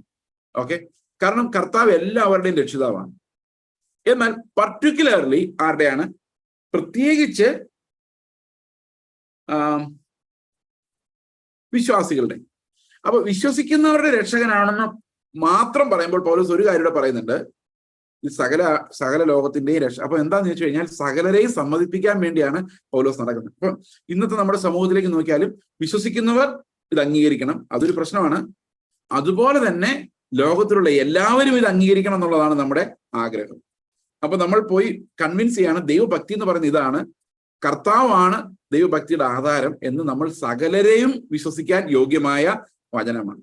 ശരിക്കും പറഞ്ഞു കഴിഞ്ഞാൽ ഒരു നിമിഷം ആലോചിച്ച് നോക്കിയേ, ഇന്ന് ആളുകൾ ചിന്തിക്കുന്നത്, ഒരു ഹിന്ദു ആയ ഒരാൾ ചിന്തിക്കുന്നത്, അല്ലെങ്കിൽ ഒരു മുസ്ലിം ആയ ഒരാൾ ചിന്തിക്കുന്നത്, വേറൊരു മതത്തിൽപ്പെട്ട നിരീശ്വരവാദി ഒരാൾ ചിന്തിക്കുന്നത്, ഇവർ പറയുന്നത് കേട്ട് കഴിഞ്ഞാൽ ഇവരുടെ മതത്തിൽ ചേരേണ്ടി വരുമെന്നാണ്. ആ മതത്തിന്റെ ചിട്ടങ്ങൾ ഓർത്തു കഴിയുമ്പം അവർക്ക് ഭയമാണ്. പക്ഷെ ശരിക്കും പറഞ്ഞ ഈ മതത്തിന്റെ ചിട്ടകൾ എടുത്ത് കളഞ്ഞിട്ട് ജസ്റ്റ് പ്യുവർ ഗോസ്പൽ പറഞ്ഞു വെക്കേ, അവരെയും അത് സ്വാതന്ത്ര്യത്തിലേക്ക്, അവരുടെ മതത്തിൽ നിന്ന് അവർ രക്ഷപ്പെടും, നമ്മൾ ഉണ്ടാക്കി വെക്കുന്ന മതത്തിൽ നിന്ന് അവർ രക്ഷപ്പെടും. അപ്പൊ സകലരും അംഗീകരിക്കാൻ യോഗ്യമായ വചനം എന്ന് പറഞ്ഞു കഴിഞ്ഞാൽ ഏത് മതത്തിൽപ്പെട്ടവരും ലോകത്തിൽ ആർക്ക് വേണമെങ്കിലും ഇത് അംഗീകരിക്കാം. കാരണം ദൈവഭക്തിയുടെ മർമ്മം ആർക്കും നിഷേധിക്കാൻ സാധിക്കില്ല. നിഷേധിക്കാൻ സാധിക്കുമോ? യേശു ക്രിസ്തുവിന്റെ ജീവനാണ് ശരിയായ നീതി എന്ന് നമ്മൾ പറഞ്ഞാൽ ലോകത്തിൽ ആരെങ്കിലും നിഷേധിക്കുമോ? ആരും നിഷേധിക്കില്ല. പക്ഷെ അവർക്ക് ഈ മതം സഹിക്കാൻ പറ്റത്തില്ല, അത്രയേ ഉള്ളൂ. ലോകത്തിൽ ആർക്കും ഈ ക്രിസ്തുവിന്റെ നീതിയെ നിഷേധിക്കാൻ പറ്റത്തില്ല. അതുകൊണ്ട് മതമില്ലാതെ ക്രിസ്തു നീതിയായി മാറുമ്പോൾ അനേകം ആളുകൾക്ക് ഈ പരിജ്ഞാനം ലഭിക്കാൻ അത് കാരണമായിട്ട് വരും. അപ്പൊ ആൾക്കാർ ചിന്തിക്കുന്നത് ഞാൻ ക്രിസ്തു മതത്തിൽ ചേരണമെന്നല്ല, ആൾക്കാർ ചിന്തിക്കുന്നത് ഞാൻ ക്രിസ്തുവിന്റെ സ്വന്തമായി മാറണമെന്നാണ്, ആ നീതി എന്നിലേക്ക് വരണമെന്നാണ്, ആ ഒരു പെർഫെക്റ്റ് ദൈവഭക്തിയിലേക്ക് നടക്കണമെന്നാണ് ലോകത്തിലുള്ള ഓരോ മനുഷ്യരെ കൊണ്ടും നമ്മൾ സമ്മതിപ്പിക്കേണ്ടത്. ഓക്കെ, അപ്പോൾ അതാണ് ഇവിടെ പറഞ്ഞു വരുന്നത്, സകല മനുഷ്യരും ഇത് വിശ്വസിപ്പാൻ യോഗ്യമാണ്, സകല മനുഷ്യരും ഇത് ഏറ്റെടുക്കുവാൻ തക്കവണ്ണം യോഗ്യമായ വചനമാണ്. സകലർക്കും, ഏത് മതത്തിൽപ്പെട്ടവർക്കും ഏത് ബാക്ക്ഗ്രൗണ്ടിലുള്ളവർക്കും. ഓക്കെ, അപ്പൊ സകലരെയും രക്ഷിക്കുവാൻ കർത്താവിന് സാധിക്കും എന്ന് പൗലോസ് പറയുന്നു. ഓക്കെ, ഇത് നീ ആജ്ഞാപിക്കുകയും ഉപദേശിക്കുകയും ചെയ്യുക. അപ്പൊ ഇത് സകലരോട് നീ ആജ്ഞാപിക്കുകയും സകലരോട് നീ ഉപദേശിക്കുകയും ചെയ്യുക. എന്ത് ഉപദേശിക്കുക? അഭ്യസനം. അതായത് ശരീരാഭ്യാസമല്ല, നമ്മൾ ക്രിസ്തുവിന്റെ ജീവനെ അഭ്യസിക്കുന്ന ആ അഭ്യസനം നിങ്ങൾ സകലരെയും പഠിപ്പിക്കുക എന്ന് ഇവിടെ പൗലോസ് പറയുന്നു. ഓക്കെ, ആരും നിന്റെ യൗവനം തുച്ഛീകരിക്കരുത്, വാക്കിലും നടപ്പിലും സ്നേഹത്തിലും വിശ്വാസത്തിലും നിർമ്മലതയിലും വിശ്വാസികൾക്ക് മാതൃകയായിരിക്കും. അതായത് ഈ തിമോത്തിയോസ് ഒരു പയ്യനാണ്, യൗവനക്കാരനാണ്. യൗവനക്കാർക്ക് പറ്റുന്ന ഒരു പ്രോബ്ലം എന്ന് പറഞ്ഞു കഴിഞ്ഞാല് അവര് യൗവനക്കാരുടെ സ്വഭാവം കാണിക്കും. ഈ യൗവനക്കാരുടെ സ്വഭാവം കാണിച്ചു കഴിഞ്ഞാൽ ആൾക്കാരൊക്കെ ഉണ്ടാവും, പയ്യനല്ലേ, അവനൊന്നും ആയിട്ടില്ല, അതുകൊണ്ട് അങ്ങനെ ചിന്തിക്കും, അപ്പം തുച്ഛീകരിക്കും. ചില ആൾക്കാർ പറയുന്ന പിള്ളേരല്ലേ, അവരെ തുച്ഛീകരിക്കരുത്, അങ്ങനെയല്ല. അതാ യൗവനക്കാരനോടാ പറയുന്നത്, അവിടെ ഇരിക്കുന്ന വേറെ ആരോടും അല്ല. തിമോത്തിയോസിനോടാണ് പറയുന്നത്, ആരും നിന്റെ യൗവനം തുച്ഛീകരിക്കരുത്. അത് ഈ ചുറ്റും ഇരിക്കുന്ന ആൾക്കാരോട് പറഞ്ഞിരുന്നെങ്കിൽ നമുക്ക് ഇങ്ങനെ ചിന്തിക്കായിരുന്നു, പാവം തിമോത്തിയോസ് പയ്യനാണെന്ന് ആരും വിചാരിക്കരുത്, ഗൗരവക്കാരനായിട്ട് എല്ലാവരും കരുതിക്കണം. അങ്ങനെ മറ്റുള്ളവരോടല്ല അത് പറയുന്നത്, ഇവനോട് തന്നെയാണ് പറയുന്നത്. അതായത് ഓരോ യൗവനക്കാരോടുമാണ് പറയുന്നത്. ആരും നിങ്ങൾ എടുത്തിയാട്ടം കണ്ടിട്ട്, നിങ്ങളുടെ ബഹളം കണ്ടിട്ട്, അല്ലെങ്കിൽ നിങ്ങളുടെ സംസാരം കേട്ടിട്ട് അവൻ പയ്യനല്ലേ അവൻ ശരിയായിക്കോളും എന്ന് പറയേണ്ടി വരരുത്. കാരണം യൗവനക്കാരല്ലേ, ഇത്ര ആയില്ല എന്ന് ആരെ കൊണ്ടും പറയിപ്പിക്കരുത് എന്ന് പറഞ്ഞു കഴിഞ്ഞാൽ നിങ്ങൾ എന്ത് ചെയ്യണമെന്ന മെച്യൂരിറ്റിയോടെ ഇടപെടണം എന്നാണ് തിമോത്തിയോസിനോട്. അപ്പൊ തിമോത്തിയോസിന്റെ പ്രഭാഷണം കേട്ടാൽ, പ്രസംഗം കേട്ടാൽ, ഉപദേശം കേട്ടാൽ, ആജ്ഞകൾ കേട്ടാൽ അവനൊരു പയ്യനാണെന്ന് ആർക്കും തോന്നരുത്. അത് ആ ജീവിതത്തിൽ ഉണ്ടാകണം, ആ മെച്യൂരിറ്റി ജീവിതത്തിൽ ഉണ്ടാകണം. ഒരു മുതിർന്ന ഒരാളെ പോലെ പെരുമാറുവാൻ തിമോത്തിയോസിനോട് പൗലോസ് പറയുകയാണ്. ഓക്കെ, അവിടെ പറയുന്നത് നോക്കാം, എങ്ങനെയാണ് ഒരു യൗവനക്കാരൻ അവന്റെ വിശ്വാസത്തെ ശുശ്രൂഷയെയും നിലനിർത്തി കൊണ്ടുപോകേണ്ടത് എന്നുള്ള കാര്യവും കൂടെ ഈ 4-ാം അധ്യായത്തിൽ നമുക്ക് കാണാം. 11-ാം വാക്യം പറയുന്നു, ഇത് നീ ആജ്ഞാപിക്കുകയും ഉപദേശിക്കുകയും ചെയ്യുക, ആരും നിന്റെ യൗവനം തുച്ഛീകരിക്കരുത്, വാക്കിലും നടപ്പിലും സ്നേഹത്തിലും വിശ്വാസത്തിലും നിർമ്മലതയിലും വിശ്വാസികൾക്ക് മാതൃകയായിരിക്കുക. അപ്പം വിശ്വാസികൾക്ക് ഒരിക്കലും തുച്ഛീകരിക്കാൻ ഇടവരരുത്. ഇവനെ നോക്കുമ്പോൾ ഇവൻ എല്ലാ കാര്യത്തിലും ഒരു എക്സാമ്പിൾ ആയിട്ട് മാറണം. ഓക്കെ, ഇവൻ എല്ലാവരുടെയും നീതിയായി മാറണമെന്നല്ല, ഇവൻ എല്ലാവരുടെയും എക്സാമ്പിൾ ആയിട്ട് മാറണം. ദാറ്റ് മീൻസ് ഓരോ കാര്യത്തിലും ഇവന് കുറവുള്ളവനായി കാണപ്പെടരുത്. എന്തെല്ലാമാണ് ഒരു ശുശ്രൂഷകന്റെ കാര്യത്തിൽ കുറവുള്ളവരായി കാണപ്പെടരുതാത്ത ഏതെല്ലാം കാര്യങ്ങളാണ്? വാക്ക്, അയ്യോ പറഞ്ഞു പോയതാട്ടോ സോറി എന്ന് പറയാൻ ഇടവരരുത്. ഓക്കെ, വല്ലപ്പോഴൊക്കെ അങ്ങനെ സംഭവിക്കുമായിരിക്കും, പക്ഷെ അതൊരു ശീലമാക്കരുത്. ഓക്കെ, ചിലപ്പോൾ നമ്മൾ ഞാൻ എപ്പോൾ അറിയാതെ അങ്ങനെയൊക്കെ പറഞ്ഞു പോകും, അങ്ങനെയൊന്നും പറയാൻ പാടില്ല. നമ്മുടെ വാക്കുകൾ വളരെ വളരെ നമ്മൾ സൂക്ഷിക്കേണ്ടത് ആവശ്യമാണ്. കാരണം വാക്കിൽ തെറ്റിയാൽ എല്ലാത്തിനും തെറ്റും, പിന്നീട് ആരും വിശ്വസിക്കും. ഇപ്പൊ ഞാൻ പറഞ്ഞ ചില വാക്കുകൾ, ഇപ്പൊ എന്റെ വായിൽ നിന്ന് കൊള്ളരുതാത്തൊരു വാക്ക് വന്നു നിങ്ങൾ വിചാരിച്ചു. ഓക്കെ, ഞാൻ പിന്നെ സോറി പറഞ്ഞു, അപ്പോളജൈസ് ചെയ്തു, അയ്യോ എനിക്ക് പറ്റിപ്പോയതാണെന്ന് പറഞ്ഞാൽ പറ്റിപ്പോയല്ലോ. എന്തുകൊണ്ട് പറ്റിപ്പോയി? ഹൃദയത്തിൽ അത് നിറഞ്ഞിരിക്കുമായിരുന്നുകൊണ്ട് പറ്റിപ്പോയി. ഇതൊക്കെ പറയാൻ ഇയാൾക്ക് അറിയാമായിരുന്നല്ലോ എന്ന് നിങ്ങൾ ചിന്തിക്കും, അല്ലെ? അപ്പോൾ യൗവനക്കാരായ ആൾക്കാർ എന്തെങ്കിലും വാക്ക് പറഞ്ഞു കഴിഞ്ഞാൽ ആൾക്കാർ പറയും, കണ്ടോ അവന്റെ വായിൽ ഇരിക്കുന്നുണ്ട്, ഇതേ വചനം കൊണ്ട് തന്നെയാണ്. അപ്പൊ പലപ്പോഴും എന്നോടൊരാൾ പറഞ്ഞാണ് ഒരിക്കൽ, ആ മനുഷ്യന്റെ വായിൽ അതെല്ലാം ഉണ്ടായിരുന്നു എന്ന് അത് കഴിഞ്ഞപ്പോഴാണ് മനസ്സിലായതെന്ന്. കാരണം ഇദ്ദേഹമൊക്കെ വലിയ ഭക്തനാണെന്ന് ഞാൻ വിചാരിച്ചിരുന്നത്, പക്ഷെ ഇദ്ദേഹത്തിന്റെ വാ തുറന്നു കഴിഞ്ഞപ്പോൾ മനസ്സിലായി, അയ്യോ ഇങ്ങനെ പ്രൊവോക്ഡ് ആയപ്പം, ദേഷ്യം വന്നപ്പം പുള്ളി പറഞ്ഞ വാക്കുകൾക്ക് ഒരു നിയന്ത്രണം ഉണ്ടായിരുന്നില്ല. അപ്പോഴാണ് പാവം വിശ്വാസികൾക്ക് മനസ്സിലായത് ഇയാൾ വലിയ ആത്മീകനൊന്നും അല്ല എന്ന്. അപ്പൊ വാക്കെന്ന് പറയുന്നത് വളരെ പ്രധാനപ്പെട്ട ഒരു കാര്യമാണ്. അതുപോലെ തന്നെയാണ് നടപ്പ്. ഓക്കെ, ഇപ്പൊ ഞാൻ നിങ്ങളോട് പറയുവാണ്, ഇത്രയും പ്രസംഗങ്ങൾ, അല്ലെ, എത്ര പ്രസംഗം ഞാൻ പ്രസംഗിച്ചിട്ടുണ്ടാവുന്ന വല്ല പിടിയുണ്ടോ? നമ്പറുണ്ടോ? എണ്ണമുണ്ടോ? ഒരെണ്ണവും ഇല്ല. എനിക്ക് തന്നെ ഒരു കണക്കില്ല എത്ര പ്രസംഗം ആർക്കറിയാം. പക്ഷെ ഞാൻ മരിച്ചു പോയി കഴിഞ്ഞാൽ ചിലപ്പോൾ നിങ്ങൾ പ്രസംഗത്തെ ഓർക്കുമായിരിക്കും. പക്ഷെ എൻ്റെ ആഗ്രഹം, എൻ്റെ ചുറ്റുമുള്ളവര്, എന്നെ കാണുന്നവർ എന്നെ ഓർക്കണം എന്നാണ്. എന്ന് പറഞ്ഞു കഴിഞ്ഞാൽ ലൈഫാണ് വിറ്റ്നസിങ്. ലൈഫ് വിറ്റ്നസ് ചെയ്യപ്പെടുക എന്നുള്ളതാണ്. പൗലോസ് പറയുന്ന ഒരു കാര്യമുണ്ട്, ഞാൻ നിങ്ങളുടെ എങ്ങനെയാണ് ജീവിച്ചതെന്നുള്ള കാര്യം നിങ്ങൾ ഓർക്കുന്നുണ്ടല്ലോ എന്നല്ല, ഞാൻ എന്തെല്ലാം പ്രസംഗിച്ചു ഓർക്കുന്നുണ്ടോ എന്നുള്ളതല്ല. പ്രസംഗിച്ച് ഓർക്കണം, പക്ഷെ ജീവിക്കുന്നതിനെ അതുപോലെ തന്നെ പ്രധാനമാണ്. കാരണം ജീവനാണ് അടയാളം. ഈ മനുഷ്യൻ പറഞ്ഞത് വിശ്വസിച്ചു. നടപ്പ്, എങ്ങനെ നിങ്ങളുടെ ഇടയിൽ നടന്നു, എങ്ങനെ നിങ്ങളുടെ ഇടയിൽ ജീവിച്ചു എന്നുള്ളതാണ് ഒരു വിശ്വാസി സംബന്ധിച്ച് ഏറ്റവും വലിയ സാക്ഷ്യം. ഒരപ്പനും അമ്മയും മക്കളോടായാലും എങ്ങനെ അവരുടെ മുമ്പിൽ ഞങ്ങൾ നടന്നു. ഒരു ദിവസം ഒരു അമ്മ മകനോട് ചോദിക്കുന്ന ഞാൻ കേട്ടതാ, വലിയ മകനാട്ടോ, എടാ ഇത്രയും വർഷമായിട്ട് ഞാൻ നിന്നോട് ഒരു കള്ളം പറഞ്ഞ് നീ കേട്ടിട്ടുണ്ടോ? ആ മോൻ കുറെ നേരം ഇരുന്ന് ആലോചിച്ചു, ഒരെണ്ണത്തിൽ പിടിക്കണമെന്ന് ആലോചിച്ചു, പല ആലോചന. ഒരു 5 മിനിറ്റ് കഴിഞ്ഞപ്പോൾ പറഞ്ഞു, ഇല്ല ഓർക്കുന്നില്ല.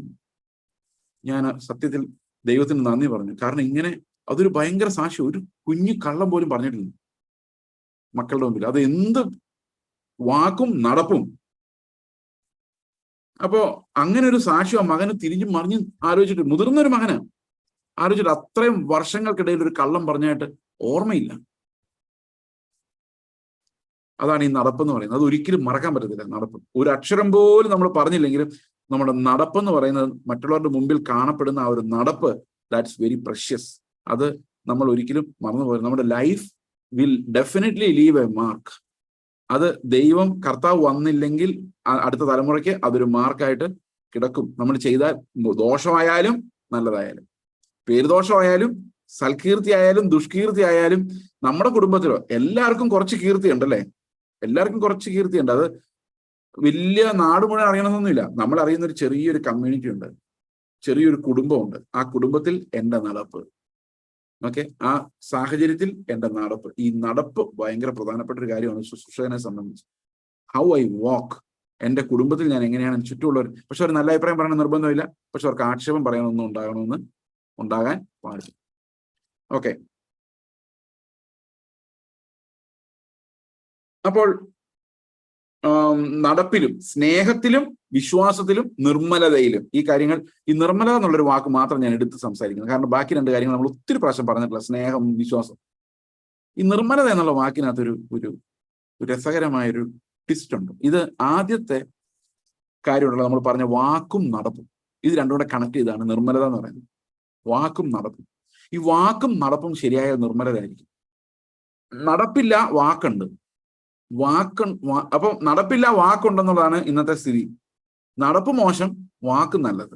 ഇത് ഇരു മനസ്സെന്ന് പറയുന്നത്. അത് നിർമ്മല മനസ്സല്ല. നിർമ്മല മനസ്സെന്ന് പറഞ്ഞു കഴിഞ്ഞാൽ എന്താണോ പറയുന്നത് അത് തന്നെയാണ് നടക്കുന്നത് എന്നുള്ളത്. There is an integrity, unity of personality. ഒരൊറ്റ ആളാണത്. അയാൾക്ക് ഇഷ്ടപ്പെട്ടില്ല, ഇഷ്ടപ്പെട്ടെങ്കിൽ ഇഷ്ടപ്പെട്ടു, ക്ലിയർ ആണ്. ഓക്കെ, അപ്പൊ ക്ലിയർ ആണ് എന്ന് പറഞ്ഞു കഴിഞ്ഞാൽ അർത്ഥം, എന്നെ സംബന്ധിച്ച് ഞാൻ അയാളെ കാണുമ്പോൾ അയാൾ പറയുന്നത് തന്നെയാണ് അയാൾ മീൻ ചെയ്യുന്നത്, അയാൾ അങ്ങനെ തന്നെയാണ്. ഇതാണ് പ്യൂരിറ്റി എന്ന് പറയുന്നത്. പ്യൂർ, നിർമ്മലനാണ് നമ്മൾ. അതേ സമയത്ത് തന്നെ ഇതിനെ സെറമോണിയൽ അല്ലെങ്കിൽ എന്താ പറയുന്നത്, റിലീജിയസ് നിർമ്മലത എന്ന് വേണേൽ പറയാം. പക്ഷെ ഇവിടെ പറയുന്ന നിർമ്മല മനസ്സെന്ന് പറയുന്നത് അതിൽ കാപട്യമില്ലാത്ത മനസ്സ്. ഈ കാപട്യമില്ലാത്ത മനസ്സ്, പ്യൂർ ആയിട്ടുള്ള മൈൻഡ്, നമുക്ക് അയാളെ വിശ്വസിക്കാം. ഫോർ എക്സാമ്പിൾ, നിങ്ങൾ ഒരാളെ നോക്കി ചിരിച്ചിട്ട് പ്രൈസ് ദി ലോർഡ്, എത്ര നാളായി കണ്ടിട്ട്, എന്തൊക്കെയുണ്ട് വിശേഷം എന്ന് ചോദിച്ചു കഴിഞ്ഞാൽ അയാൾക്ക് നിങ്ങളുടെ ശരിക്കും സ്നേഹം ഉണ്ടെന്ന് നിങ്ങൾക്ക് തോന്നുന്നുണ്ടോ? നിർബന്ധമില്ല. അപ്പം എന്നോട് പലരും പറഞ്ഞിട്ടുണ്ട്, നിങ്ങൾക്ക് ആൾക്കാരെ കണ്ടാൽ ഒന്ന് ചിരിച്ചാൽ എന്താ കുഴപ്പം? ഞാൻ പലപ്പോഴും ചിരിക്കാനൊക്കെ മറന്നുപോകും. അപ്പോ എൻ്റെ ഭാര്യ തന്നെ ചോദിച്ചിട്ടുണ്ട്, ഒന്ന് ചിരിച്ചാൽ എന്താ കുഴപ്പം? ആൾക്കാരെ കാണുമ്പോൾ ഒന്ന് അയാൾ നോക്കി ചിരിക്കുന്നു. ശരിയാണ്, you need to return that smile. പക്ഷെ ഞാൻ അങ്ങനെ ആന്ന് പറയുമല്ല. പക്ഷെ ചിരി വരുമ്പോൾ ചിരിക്കുന്ന കുറച്ചുകൂടെ നല്ലതെന്ന് എനിക്ക് തോന്നിയിട്ടുള്ളത്. കാരണം ചിരി വരാതെ ചിരിക്കുന്നത് നല്ലതാണോ എന്ന് ചോദിച്ചു കഴിഞ്ഞാൽ അതിൻ്റെതായ ഒരു ബെനിഫിറ്റ് ഉണ്ട്. പക്ഷെ നമുക്ക് ശരിക്കും ആത്മാർത്ഥമായ സ്നേഹം എല്ലാവരും ഉണ്ടാവുകയും ആത്മാർത്ഥമായ സ്നേഹത്തിന് ചിരിക്കുകയും ആ സന്തോഷം ഹൃദയത്തിനകത്ത് വരികയും ചെയ്യുമ്പോൾ ആ ചിരിക്കൊരു ഭംഗി ഉണ്ടാവും, അല്ലെ? നമുക്ക് ഒരാളെ കാണുമ്പം ക്രിസ്തുവിന്റെ സ്നേഹം തോന്നിയിട്ട് ചിരിക്കുന്നത് ഒരു ഭയങ്കര, ഹൃദയത്തിന് ഒരു ഭയങ്കര ആശ്വാസവും ഭംഗിയുമാണ്. അത് നിർമ്മലമാണ്. അപ്പൊ ആ കാണുന്നവർക്ക് വിശ്വസിക്കാം, ആ കറക്റ്റാണ്. ഇത് നമുക്കൊന്നും വിശ്വസിക്കാൻ പറ്റത്തില്ല. ഒരാൾ നമ്മളോട് ഭയങ്കര സ്നേഹമായിട്ട് പെരുമാറിയിട്ട് നമ്മുടെ അതേ കുറ്റം ചെന്ന് വേറൊരാളോട് അതിനേക്കാൾ സ്നേഹമായിട്ട് അവതരിപ്പിക്കും സാധ്യതയില്ല. ഇപ്പൊ എന്നോട് ഒന്ന് ഒരാൾ വേറൊരാളുടെ കുറ്റം പറയുമ്പോൾ എന്റെ ചിന്ത അയാൾക്ക് എന്നോട് ഭയങ്കര സ്നേഹവും ഭയങ്കര വിശ്വാസവും ആയതുകൊണ്ടാ പറഞ്ഞതെന്നാണ്. അപ്പൊ ഞാനും കൂടെ കൂടി മറ്റേയാളുടെ കുറ്റം പറയും. അല്ലെ, എനിക്കും അറിയായിരുന്നു എന്ന് പറഞ്ഞാൽ മതി, തീർന്നു.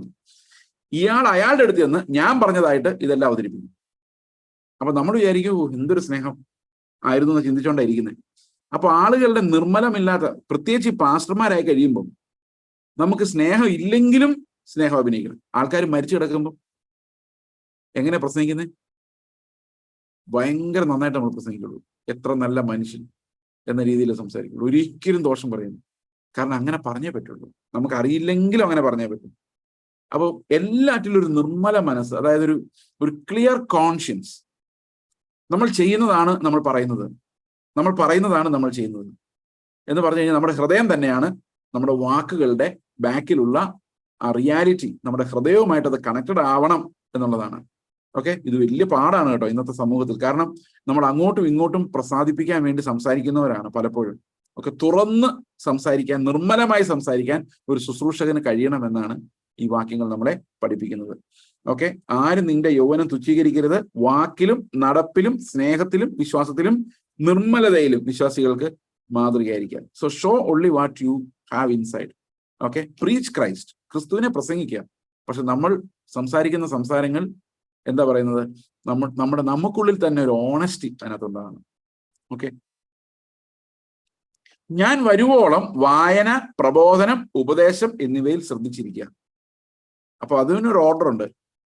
വായിക്കുക, ആദ്യം നമ്മൾ വായിച്ച് പഠിക്കുക, പിന്നെ പ്രബോധിപ്പിക്കുക, പിന്നെ അതൊരു ഉപദേശത്തിന്റെ രൂപത്തിലേക്ക് ഒരു ഉപദേശിയായിട്ട് മാറുക. So there is a system of learning, okay, assimilating and exhorting and preaching.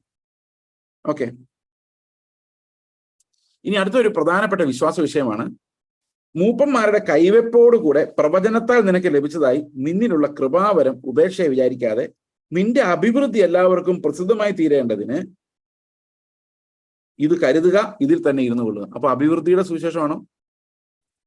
മൂപ്പന്മാരുടെ കൈവെപ്പിലാൽ എന്താ സംഭവിക്കുന്നത്? സഹോദരങ്ങളെ, ഈ മൂപ്പന്മാരാണ് കൈവെക്കേണ്ടത്. ഈ കൈവെപ്പ് എന്ന് പറയുന്ന ഒരു വലിയ പ്രശ്നം നമ്മുടെ ഇടയിൽ വന്നിട്ടുണ്ട്. ഇവിടെ പാസ്റ്റർമാരെല്ലാം വന്ന് ഊടുപാടെ കൈവച്ചുകളെ. നിങ്ങൾ ആ വഴിക്ക് പോയാൽ കൈവയ്ക്കും. പണ്ട് മെത്രാന്മാരായിരുന്നു കൈവച്ചോണ്ടിരുന്നത്, ബിഷപ്പുമാര്. ഇന്ന് പാസ്റ്റർമാര് ബിഷപ്പുമാരുടെ കയ്യിലെ മോതിരം ഉമ്മ വയ്ക്കാനും തലയിലൊന്നും തൊടിയിക്കാനും, ഈ അച്ഛൻ അവസാനം ഓർത്തഡോക്സ് പള്ളിയിലേക്ക് അച്ഛൻ അവസാനം നിന്ന് എല്ലാവരുടെയും കൈ തൊട്ടിട്ട് തലയെ തൊട്ടിട്ട് വിടുന്നു. ഓക്കെ, ശരിക്കും പറഞ്ഞാൽ ഒരു പാസ്റ്ററും നിങ്ങളുടെ തലയെ കൈവയ്ക്കേണ്ട കാര്യമില്ല. വെപ്പിക്കരുത്, മാറിക്കണം, ഓടിക്കണം. എന്തിനാണ് അയാൾ നിങ്ങളുടെ തലയെ കൈവയ്ക്കുന്നത്? അയാളുടെ സ്വഭാവം നിങ്ങൾക്ക് അറിയും. അയാൾ ഏത് ആത്മാവിനും നടത്തപ്പെടുന്ന അറിയോ? വിവേചിച്ചിട്ടുണ്ടോ? ഈ എവിടെ? ഇയാൾ സകലരുടെയും തലയിൽ കൈവയ്ക്കാൻ വേണ്ടി ഓടിപ്പാഞ്ഞ് നടക്കുന്നു. ഇന്ന് ഈ തലയെ കൈവയ്ക്കുക എന്ന് പറഞ്ഞാൽ ഒരു വലിയ പാസ്റ്റർ വന്ന് അയാൾ തലയെ കൈവച്ചു കഴിഞ്ഞാൽ എന്തോ കിട്ടിയെന്ന്. ആ കൈ എന്തെല്ലാം ഹീനത പ്രവർത്തിച്ചിട്ടുണ്ടാകാൻ നമ്മൾ അന്വേഷിക്കുന്നില്ല. അപ്പോൾ ശരിക്കും ഈ തലയിൽ കൈവയ്ക്കുന്ന പരിപാടി തന്നെ ഇവിടെ പറയുന്നത് മൂപ്പന്മാരുടെ കൈവയ്പ്പിനാൽ. അതാണ്, സഭയാണ് തലയിൽ കൈവയ്ക്കേണ്ടത്. അതാരെയാണ് തലയിൽ കൈവയ്ക്കേണ്ടത്? അവിടെയുള്ള എല്ലാവരെയും അല്ല, കൃപാവരങ്ങൾ, ശുശ്രൂഷയ്ക്കായുള്ള കൃപാവരങ്ങൾ ഉള്ളവരുടെ തലയിലാണ് കൈവയ്ക്കുന്നത്. അങ്ങനെ കൈവെപ്പിനാൽ ഇവന് ലഭിച്ച ശുശ്രൂഷ കൃപാവരങ്ങൾ. അതായത് ഒരു മൂപ്പന്മാര് സഭയിൽ ഒരാളിൽ ശുശ്രൂഷ ഉണ്ടെന്ന് ദൈവാത്മാവ് പറയുമ്പോൾ അയാളെ ശുശ്രൂഷയ്ക്കായിട്ട് വേർതിരിക്കുന്ന ആ പരിപാടിയാണ് കൈവെപ്പ് എന്ന് പറയുന്നത്.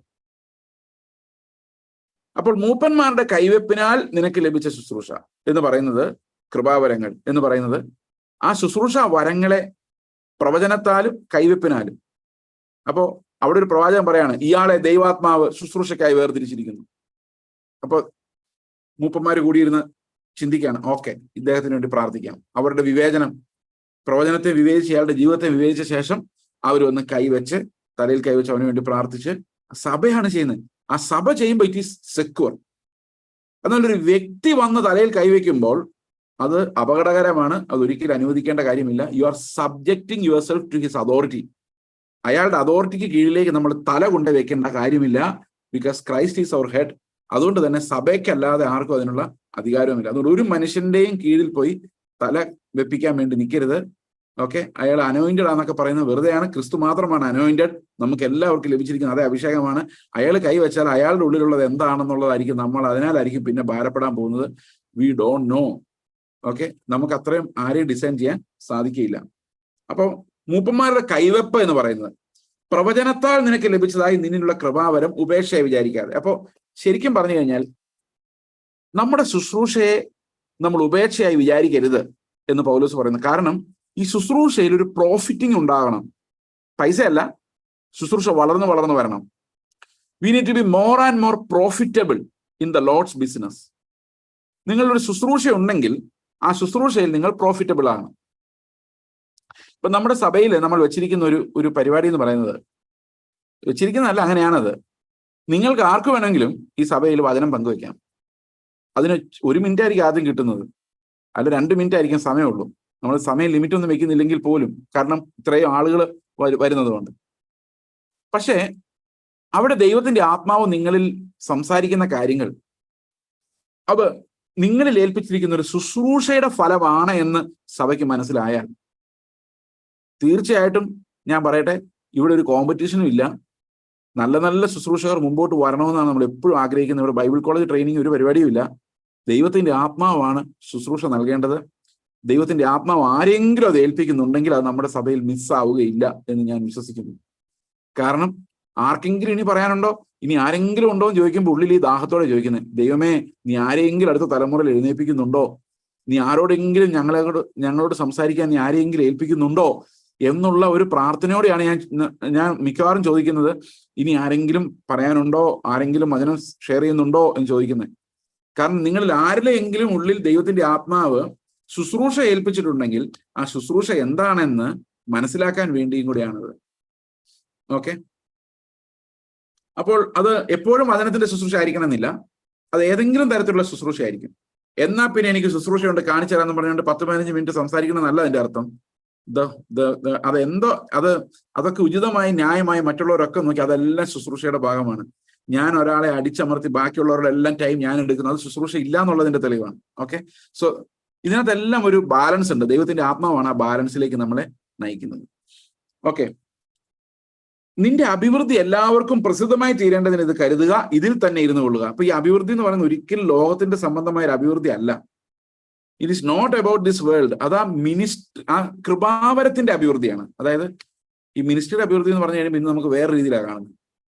കൃപാവരത്തിന്റെ അഭിവൃദ്ധി, അതായത് നമ്മളെ ദൈവം ഏൽപ്പിച്ചിരിക്കുന്ന കൃപാവരം ജ്വലിച്ച് അത് പ്രകാശിച്ച് അത് അനേകർക്ക് ജീവനായി മാറത്തക്ക രീതിയിൽ അത് പ്രസിദ്ധമാകണം എന്ന് പൗലോസ് ആഗ്രഹിക്കുന്നു. അതായത് നിങ്ങളിൽ ആർക്കെങ്കിലും കർത്താവ് ഒരു കൃപാവരം നൽകുന്നുണ്ടെങ്കിൽ, ഓക്കെ, അത് ആളുകളുടെ മുമ്പിൽ അത് പ്രസിദ്ധമാകണം എന്ന് സഭ ആഗ്രഹിക്കുന്നു. കാരണം ശുശ്രൂഷ അങ്ങനെ മാത്രമേ വെളിപ്പെട്ട് വരികയുള്ളൂ. ഉദാഹരണത്തിന് ഇപ്പൊ ഞാൻ പറയുന്നത് ഒത്തിരി ആൾക്കാർ, കുറച്ച് ആൾക്കാരൊക്കെ കേൾക്കുന്നുണ്ട്. ഒത്തിരി ആൾക്കാരെന്ന് പറയാൻ പറ്റില്ല, എന്നാലും കുറെ ആൾക്കാർ കേൾക്കുന്നുണ്ടല്ലോ. എന്നാൽ നമ്മുടെ സഭയിൽ വേറെ ആരെങ്കിലും ശുശ്രൂഷിക്കുമ്പോൾ അത്രയും ആൾക്കാരത് കേൾക്കുന്നതായിട്ട് കാണുന്നില്ല. അപ്പം മാക്സിമം അവരുടെ പോപ്പുലർ ആയാലേ, അല്ലെ ആൾക്കാർ കേൾക്കാൻ തുടങ്ങിയെങ്കിലേ, പോപ്പുലാരിറ്റി ഞാൻ ഉദ്ദേശിക്കുന്നത് ലോകപരമായ ഒരു കാര്യമല്ല, പറയുന്നതിന് അതോറിറ്റി ഉണ്ടായെങ്കിൽ മാത്രമേ ഞാൻ മരിച്ചു പോയാലും എൻ്റെ കാലം കഴിഞ്ഞാലും ഈ സഭ, വിശ്വാസം, ശുശ്രൂഷ മുമ്പോട്ട് പോകുള്ളൂ. അതുകൊണ്ട് എപ്പോഴും ലോങ് ടൈമിലേക്ക് നോക്കുമ്പം നമ്മുടെ യൗവനക്കാരെല്ലാം അവർക്ക് ലഭിച്ച കൃപാവരങ്ങൾ വെളിപ്പെടുത്തക്ക രീതിയിൽ ശുശ്രൂഷിക്കുവാൻ കഴിവുള്ളവരാകേണ്ടത് സഭയുടെ നിലനിൽപ്പിന് ആവശ്യമാണ്. സാധാരണ സഭകൾ നിലനിൽക്കുന്നത് അവരുടെ ബ്രാൻഡ് വെച്ചും ശവക്കോട്ട വെച്ചും ബാധ്യത വെച്ചും ഒക്കെയാണ്. എന്നാൽ കൃപാവരങ്ങളിലൂടെ ഒരു സഭ നിലനിൽക്കണമെങ്കിൽ ആത്മാവ് തുടർച്ചയായി നമ്മുടെ ഇടയിൽ ശുശ്രൂഷിച്ചുകൊണ്ടേയിരിക്കണം. അത് ഒരാളിലൂടെ അല്ല, പലരിലൂടെ ആ ശുശ്രൂഷ വന്നെങ്കിൽ മാത്രമേ സഭ മനുഷ്യരുടെ പേരിലല്ല, കർത്താവിന്റെ ആത്മാവിന്റെ നടത്തിപ്പിന്റെ പേരിൽ അറിയുകയുള്ളൂ. അതുകൊണ്ട് അനേകർ പ്രസിദ്ധരാകേണ്ടത് ഒരു സഭയുടെ ആവശ്യമാണ്. പ്രസിദ്ധർ എന്ന് ഉദ്ദേശിക്കുന്ന ലോകപ്രസിദ്ധിയല്ല, വിശ്വാസികളുടെ ഇടയിൽ വാക്കുകൾക്ക് വിലയുണ്ടാവുക, യൗവനം തുച്ഛീകരിക്കപ്പെടാതിരിക്കുക, അവർ കേൾക്കപ്പെടുക എന്നുള്ളത്. ഓക്കെ, നിന്റെ അഭിവൃദ്ധി എല്ലാവർക്കും പ്രസിദ്ധമായി തീരേണ്ടതിന് ഇത് കരുതുക, ഇതിൽ തന്നെ ഇരുന്നു കൊള്ളുക. കാരണം വേറൊന്നിലേക്ക് നിങ്ങൾ ഡിസ്ട്രാക്റ്റഡ് ആയി പോകരുത്. ദൈവത്തിന്റെ കൃപാവരം നിന്നിൽ ഏൽപ്പിച്ചിരിക്കുന്ന കാര്യങ്ങളെ നിവർത്തിക്കാൻ തക്കവണ്ണം ഇതിൽ തന്നെ ഉറ്റിരിക്കുക. വായന, പ്രബോധനം, പഠിപ്പിക്കൽ, അതിൽ തന്നെ ഉറ്റിരിക്കുക. നിന്റെ അഭിവൃദ്ധി എല്ലാവർക്കും പ്രസിദ്ധമായി തീരേണ്ടതിന് കരുതുക, ഇതിൽ തന്നെ ഇരുന്നു കൊള്ളുക.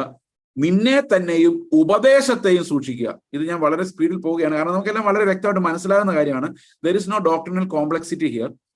ഓക്കെ, എന്നെ സൂക്ഷിക്കുക എന്ന് പറഞ്ഞു കഴിഞ്ഞാൽ എന്താ അർത്ഥം? വിശ്വാസത്തിൽ തന്നെയാണോ എന്ന് എപ്പോഴും പരിശോധിച്ചുകൊണ്ടിരിക്കും.